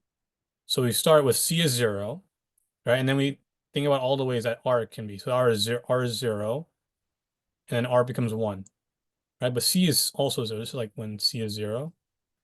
And this is R, this is C is 0. So this is R is 0, R is 1, right? And then we increase C by 1, so C is now 1. Then R becomes 0 and 1 again. So this is 1, 0, R is 0, 1, 1, R is 1, right? And then basically we just look up these entries in the array 1 by 1 and add them by 10. Does that make sense? Is everyone okay with that? Once again, I like kind of, yeah, I kind of like want to go through it very quickly and I overlooked that, but yeah, this is a nested for loop. Keep track of that. You're going to print out 4 numbers here, 1 for every combination. Yeah. Okay. So let's find a recursion question. This is not a recursion question. For anyone who needs to leave early, once again, please fill out the attendance to exit. I still have it, yes. Feedback form. Excuse me, Please. can you do question 60? Problem 60. Problem 60. Is that a recursion one? Yes. Okay. 60. I scrolled too far. No, my God. Okay. Write a function called GCB that uses 2 positive. I'm gonna X out the chapter now. 2 positive integer parameters and returns the greatest common. Who is still joining the meeting now? It's almost 6 p.m. What?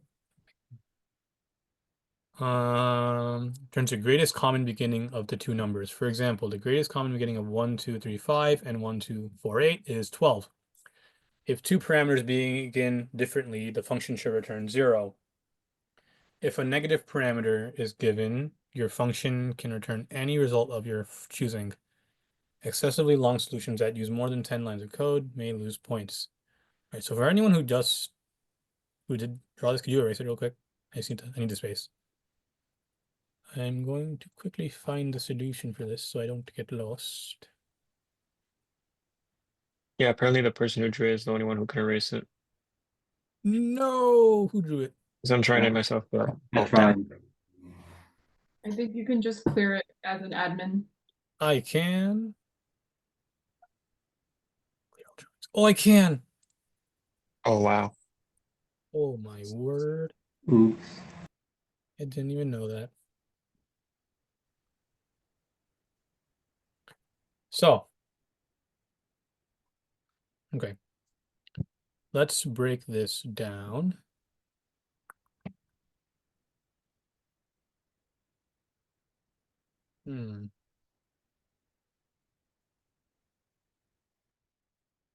So let's take an example here.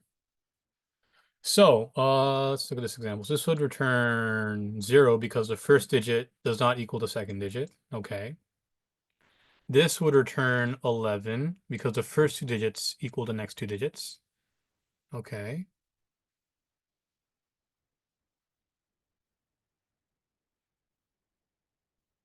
Why did the professor enter it like that? Sure. This one would return 13 because the first 2 digits here are equal. Okay, so let's type in the code. So what is it going to return? Anyone here? Int. Int. Let's do GCB. 2 parameters. What are the parameters? There's 2 int parameters. All right, so let's do int X, x. Y. All right. First things first. If statement. If statements. So what is the base case of the things? What is like the simplest solution that I don't even need to think about? That I just return something immediately.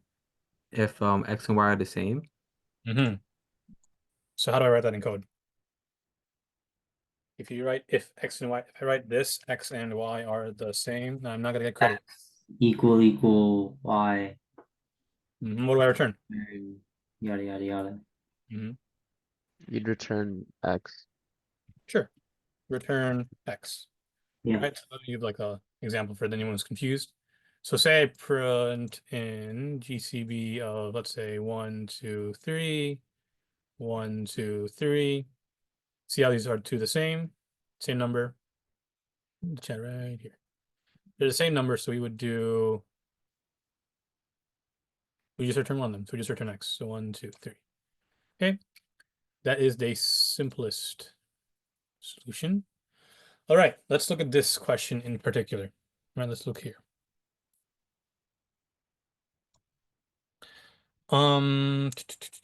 See in this third example that y is a larger number.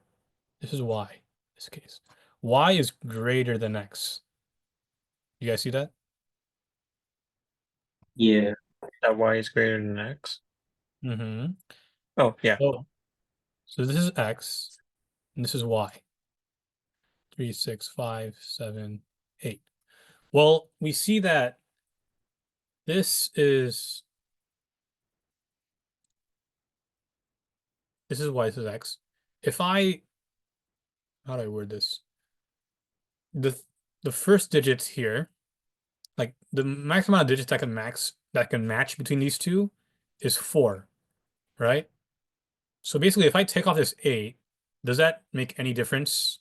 If I say I didn't know what these numbers were, right? Like a little blanket over them, right? There's nothing here, but there is something here. If I take away this 8, does it change the answer? No. No, right? No. It does not. So we could do, that could be one of our recursive calls, right? Don't create a new one. That if y is greater than x, what do? I return x, no, return the function call at, x is the same. How do I remove the last digit of y? Y divided by 10. Exactly. So y divided by 10. There you go. Otherwise, what do? This is the correct version, right?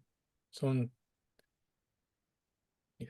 I need someone to fact check me just in case I get it wrong. But otherwise, what's the case? We see that we could do this. So otherwise, it's the case that this is 1, 3, 5, 7. X can have something here, right? And then y is 1, 3, 6, 5. Say we trimmed it, right?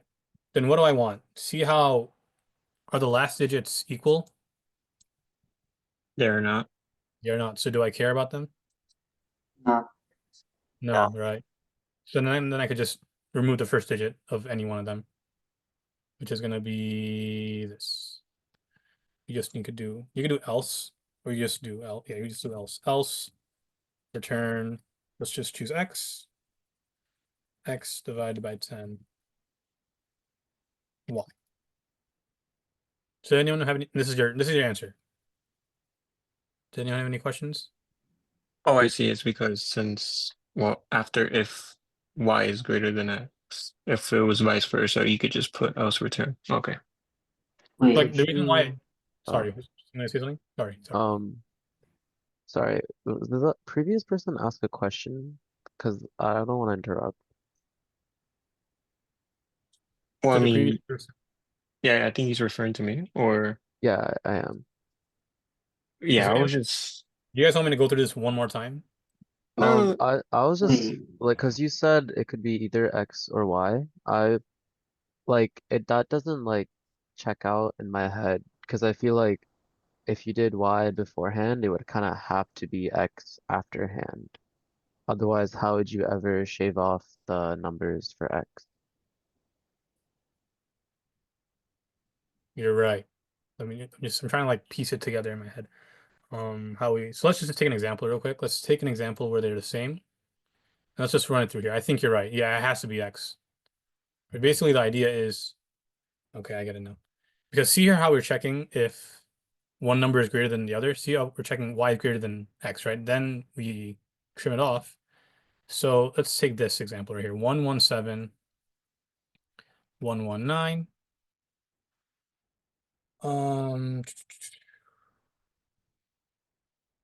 Yeah, we would have to, because if y is greater than x, 119 is greater than 117, we take off the 9, Okay. So it's gonna be 117 and 1 1. But then we also take off the 7 as well. That's where this comes in. That's the else, right? Because 11 is not greater than 117.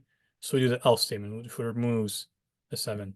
Right. So that, yeah, you're right. To the person who mentioned that, I think Sheikh Rahman, good catch. Because here we trim off the y, we also need to trim off the x. Otherwise, we're just going to keep on continually trimming off one number, and then it's never going to return anything. Right. That's why in the alternate solution, in the solution they gave in the answer sheet, they had it like this: if things like this, if x is greater than y, return x divided by 10 and y. Otherwise, y divided by 10 and x. Right? This is the solution in the answer sheet, but I think the other solution will also work that we did before. Is everyone good with that? Does anyone have any questions? So basically, you just divide in until they equal each other, right? Yeah. That's the whole idea.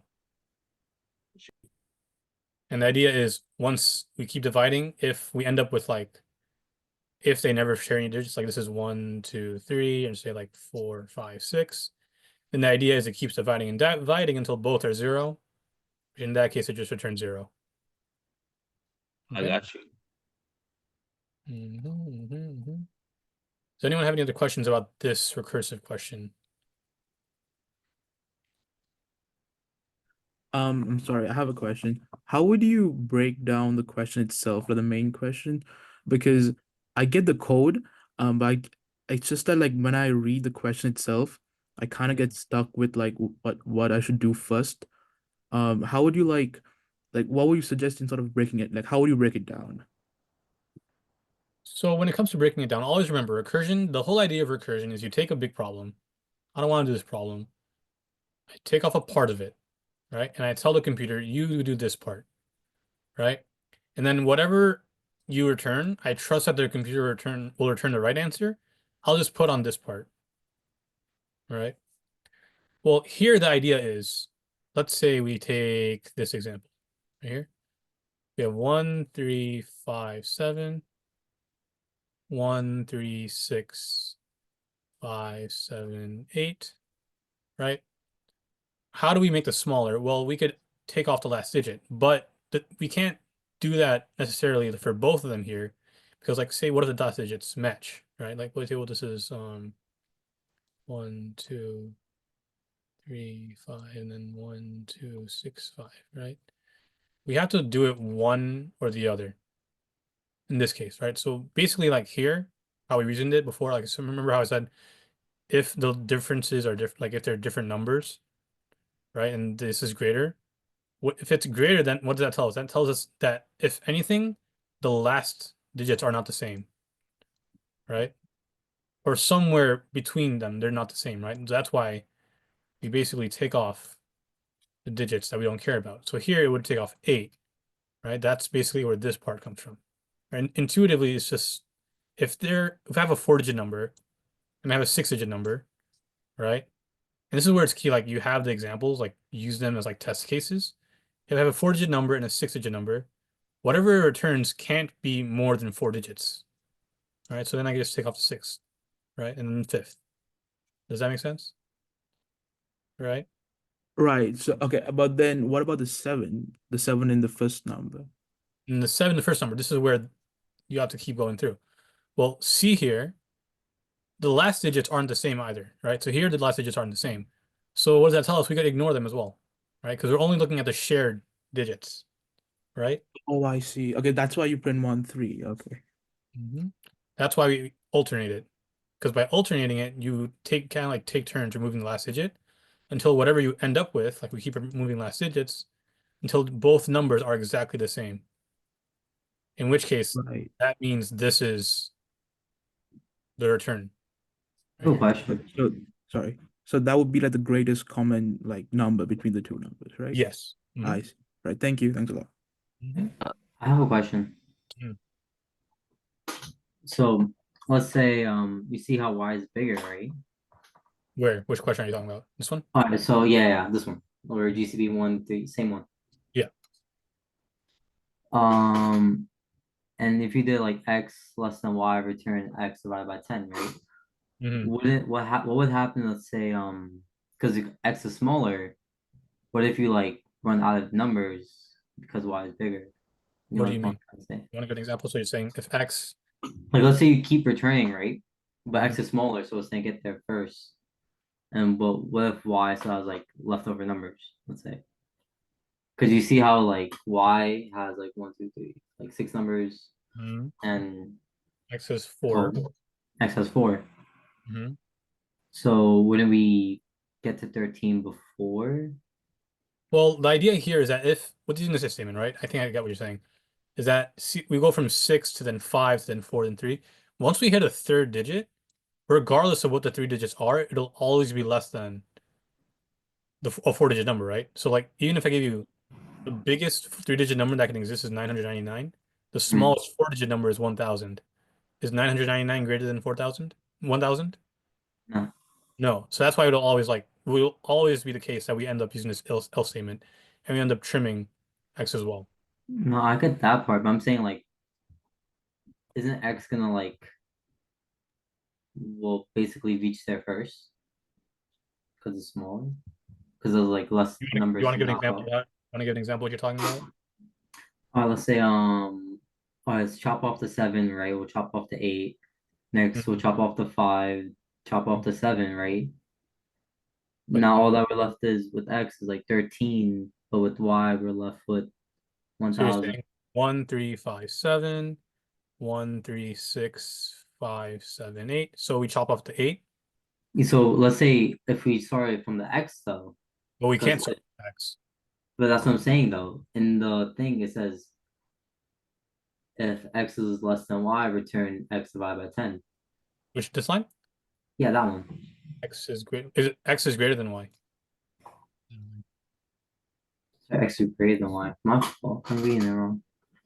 Okay, so basically you're chopping the digits until They they match. are equal to each other. That's basically it. So if let's say if the X has 6 digits and Y have 4 digits, so we're gonna cut the X digits first until Yes. they're equal, right? Until they're 4 and 4. Yes. Oh, I see what's going Okay. on. But X isn't bigger in this case. X is smaller. Exactly. So we start off with the bottom plus return. Like I think what you're saying is that if you put x less than y and then return this would be incorrect because you see here. Yeah, I'm thinking about the wrong way. It will automatically just skip to the else first and Yes. start off with Y and then hop back to X. Mm-hmm. Got it. Thank you. So is everyone good with this question? I just want to I think this, do you guys want to do one more array question? Maybe before we go, because we're a bit over time. So Yeah, I one more have- array. Yeah. Can you do like a 2D function array, like Yeah, the 2-dimensional array, like yeah, that one. like the 2D function. Does anyone have a question in particular they want to go over?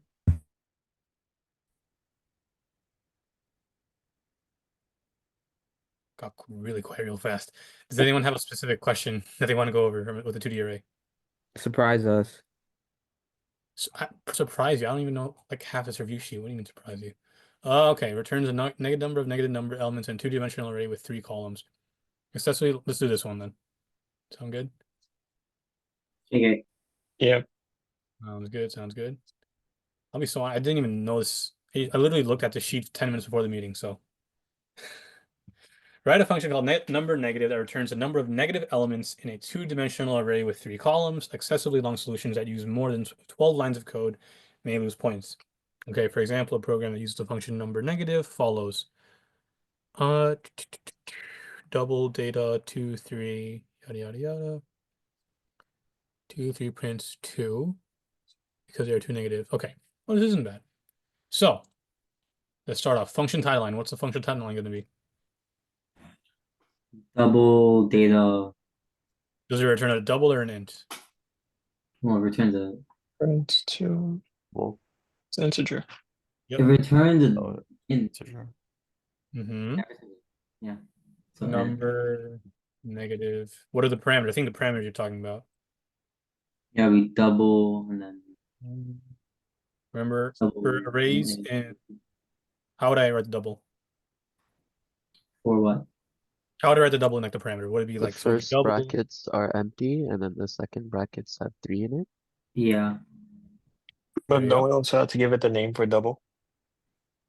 You're right. Double, like this? I think. Wait, wasn't the X supposed to go before the brackets? No, I think it goes after. So you take data type and then name, like kind of like this. So data type then name. So it'd be like double. No, let's I say, think that variable Wait, goes wait. Instead before. of double, would it just be data? Should be double X brackets and 3. Or am I going crazy? Hold on. I think, yeah, I think you're right. One sec. Let me see. Yeah, it's supposed to go before. Yeah. So All right. the name of it. Right here, like this. I thought you meant like Yeah. the name go here. Yeah, No, yeah. No. I mean like before the brackets. Yeah. bracket. Okay. Yeah, there you go. So let's name it X, and we got two parameters here. Let's name it rows and columns. So let's int R, and let's name it rows, and int columns. Right? Is everyone good with this? The function title line. Yeah. Okay. So now what do? We have to so to return, let's have a variable that keeps track of the number of negatives. So let's say int num, right? Let's say it equals to 0. Right, this is going to keep track of the number of negative numbers. Someone's in the chat. Okay, where's the recording? The recording will be, I'll show you guys at the very end where the recording will be located. It's going to be on the Learning Commons website. I'll show that guys at the end. So is everyone okay with this? It's just a counter. Okay. Okay. So now what do? We got to loop through the 2D array. So this is basically a simple for loop. So for int I, let's use R. R is equal to 0. R is less than rows. R plus plus. And then we got for int C is equal to 0. Did someone say anything? Sorry, they didn't. No, and he said like when you said for int, immediately said C instead of like Oh, okay. rather than saying int I. Can you guys see the writing? Is it visible? I mean, if I zoom in on my screen, yeah, I can see it clearly. You just make it. I don't want to. Okay. I think that's fine. All right. So what do? We basically have to check each data point we're on. And when do we increase the counter? Let me just name this to count. When do we increase count? One's like, no, feedback form. God. Okay, there you go. When do we increase count? Whenever you have a negative number. If I have a negative number. So what are we keeping track of? How do I get the number in the array? So we have array, not an array, X. What do I put in the square brackets? R and C. R and C less than 0. Then what do? I do count plus plus. Should I write? Are you guys familiar with it? Like you guys are okay with me writing count plus plus, right? Oh yeah, it's for like plus one. Good. Just for like those who aren't, because I think it's self-explanatory, but just in case, this is basically saying count is equal to count plus 1. Plus 1. Okay. Then afterwards, we just return count. And we're done. Return count. That's it? That's it. Because all we're doing is we're returning the number of negative numbers in the 2D array. Oh, right. Okay. Oh, no. That's crazy. I am not wrong, right? This is it. That's pretty much it. So wait. Does anyone have any questions about this? Still 44 of you guys here, so I better ask questions. No forcing here. Well, I mean, yeah, I had one question, but that was like from the previous recursion we did. Which one? I think it was number 58, the one that we just did before this one. Yes, you can do count plus plus in the chat. Oh, I think 58, you said this one, right? Yeah. Oh, wait. No, that's the... Was it? I think it's something that was like 60 something. I don't know. I forgot what it was. 52, I think. 52 was it? This one?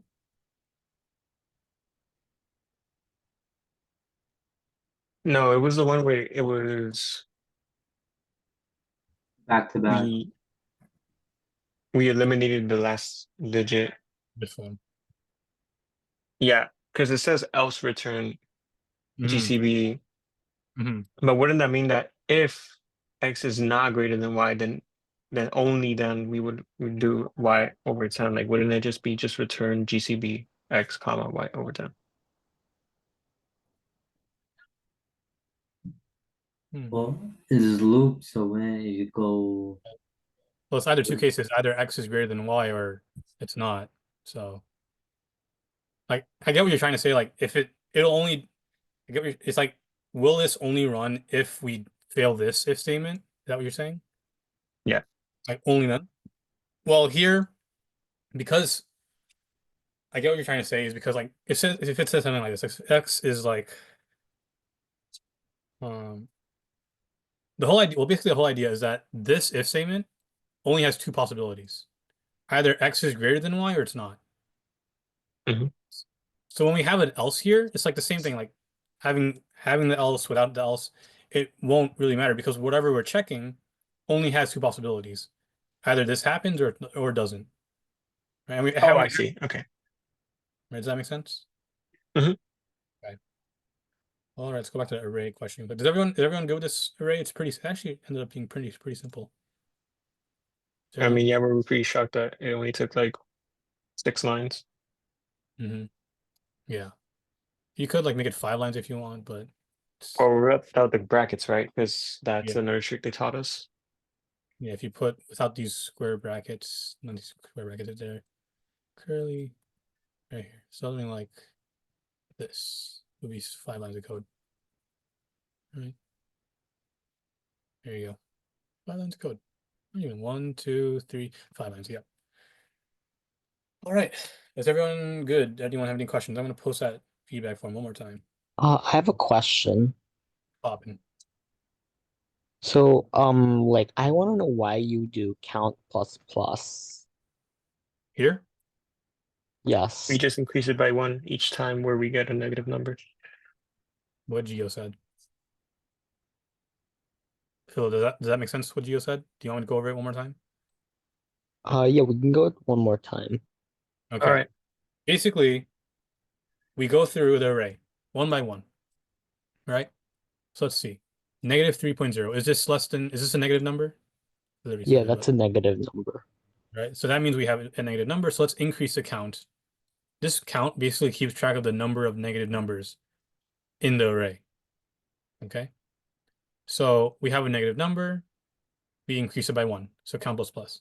That's Oh, right. I think I know what's going on. Okay. Right?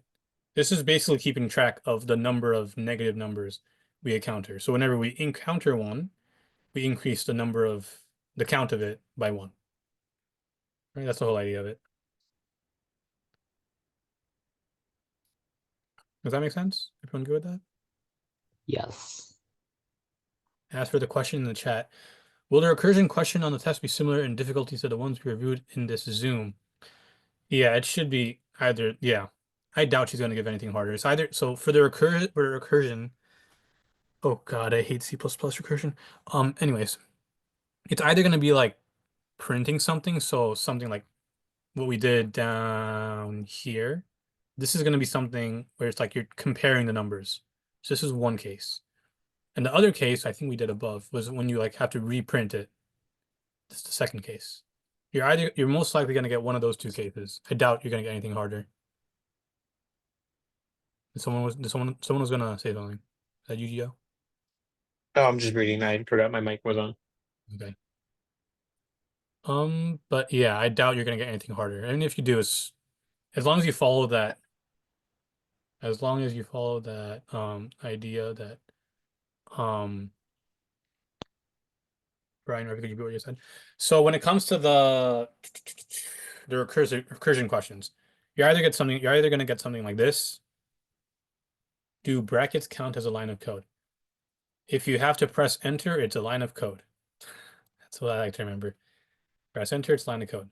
Right? So if you like were to code this on like a real life code, this would be 0, 1, 2, 3, 4, 5, 6, right? Oh, so it is. It does count as a line of code, right?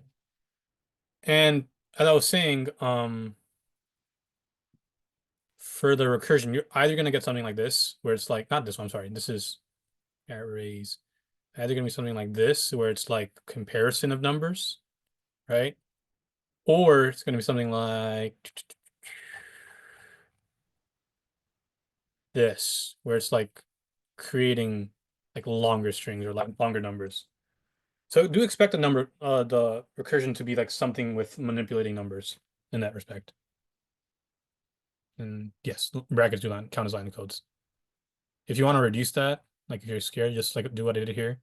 Remove the bracket, and if it's like one line of code, make it all one line. Okay. My voice is going to be destroyed tomorrow. I'm not going to be able to speak.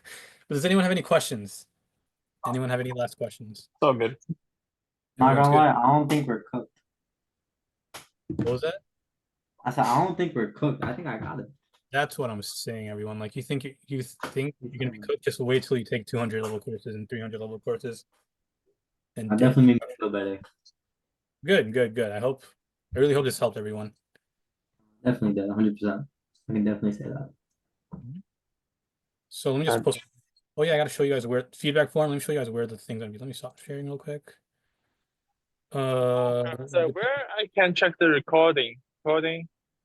I will show that right now. Give me 1 second. Okay, thank you. All right, let me share my screen real quick. Share. All right, so let's wait, no, ignore that. No. Right, so QC Learning Commons. All right, so we got the website here. It loads. All right, so you got resources, computer science resources, CSCI right here. And then you'll find it right here. Okay, if you click on 111, you guys are Chyn. So, let me put this. Do you guys want me to send a PDF right now? Let me send a PDF right now. Save, check. Can I put a file? No, I can't. I will let Ming or Alan know to send this PDF along with the video when they do send it out. But yeah, when you go to the Learning Commons website, let me go back to the Learning Commons resources, computer science resources, you'll find it right here, CS111. Once it is done uploading, you'll find it right here, the link. This was your first review. But yeah, this is where it's going to be located. And you know we were on YouTube where you are going to be on YouTube. This is the first review. Okay, the recording is. Yeah, we did it with me and Mike before. I think some of you remember me from that first review. Not sure. I remember a few students from here. Oh, that's why. That's why you sound so familiar. There it is. There's recognition. It will be posted today. I'm not going to give that. I'm not going to promise it's going to be posted today. Hopefully by tomorrow or Tuesday. When's your exam going to be? Tuesday, I think. Hopefully by tomorrow. Wait, our exam It's like tomorrow. Tomorrow. It's on Monday. Yeah. I'll ask them. I'll tell them to post it right away. Oh God. But yeah, I'll tell them to post it either today or tomorrow morning because it is a Sunday after all. I don't know about everyone else, but it's a cold. I have her at 9, so. In the noon? Yeah, I have her in the morning. Same. I have the lecture at 9. Oh God, okay. I will tell them to post it today, tonight, because I can't make promises. I'm not the one posting it, so I'll just tell them to post it as soon as they can today for your exam tomorrow. All right. Thank you. As for the PDF, I will include that with the recording, and they should be able to send it to you guys, hopefully by today. Okay. Could you have these sessions more often for the final? Will I what? Will there be more because we're only doing one session like the day before the exam. So I was wondering if you could do more like Well, your Like, next session is going to be December 20th, which is Friday, 3:45. This is the last session. This is for the final. This last session. Okay. Oh, so what you were trying to say was like instead of having like one final like review session, we'll have like multiple final review sessions. Yeah.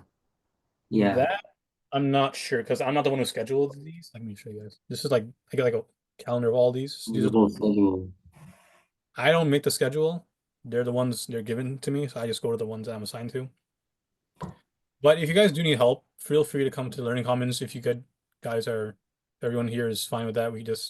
If we do sometimes hold like in-person like group review sessions, so we could do that as well in Learning Commons. Okay. Is everyone good? Any other questions? No, thank you. Okay. Thank you so much, Sulaiman. You've been a great Thank you. audience. Wish you all the Thanks a best lot. of luck. Thank you. Bye-bye. Wish you all the best of luck. And please Thank fill out that you. feedback form whenever you can for everyone here. I already completed it. Are Got 5 stars. you Same. are you getting paid for the extra 30 minutes you stayed? I will inquire my bosses for that extra money. Oh, word. That's actually a good question. We should give you like another 30 minutes and go an hour. We're like, we have some serious questions. Oh wait, this is recorded. Never mind. Right. I hope they don't I'm see going that. to end the meeting, everyone. Thank you guys. Bye-bye. Later. Hey there. Good luck in the exam. You guys got it. Thank you. Thank you very much, Sulaiman. No problem.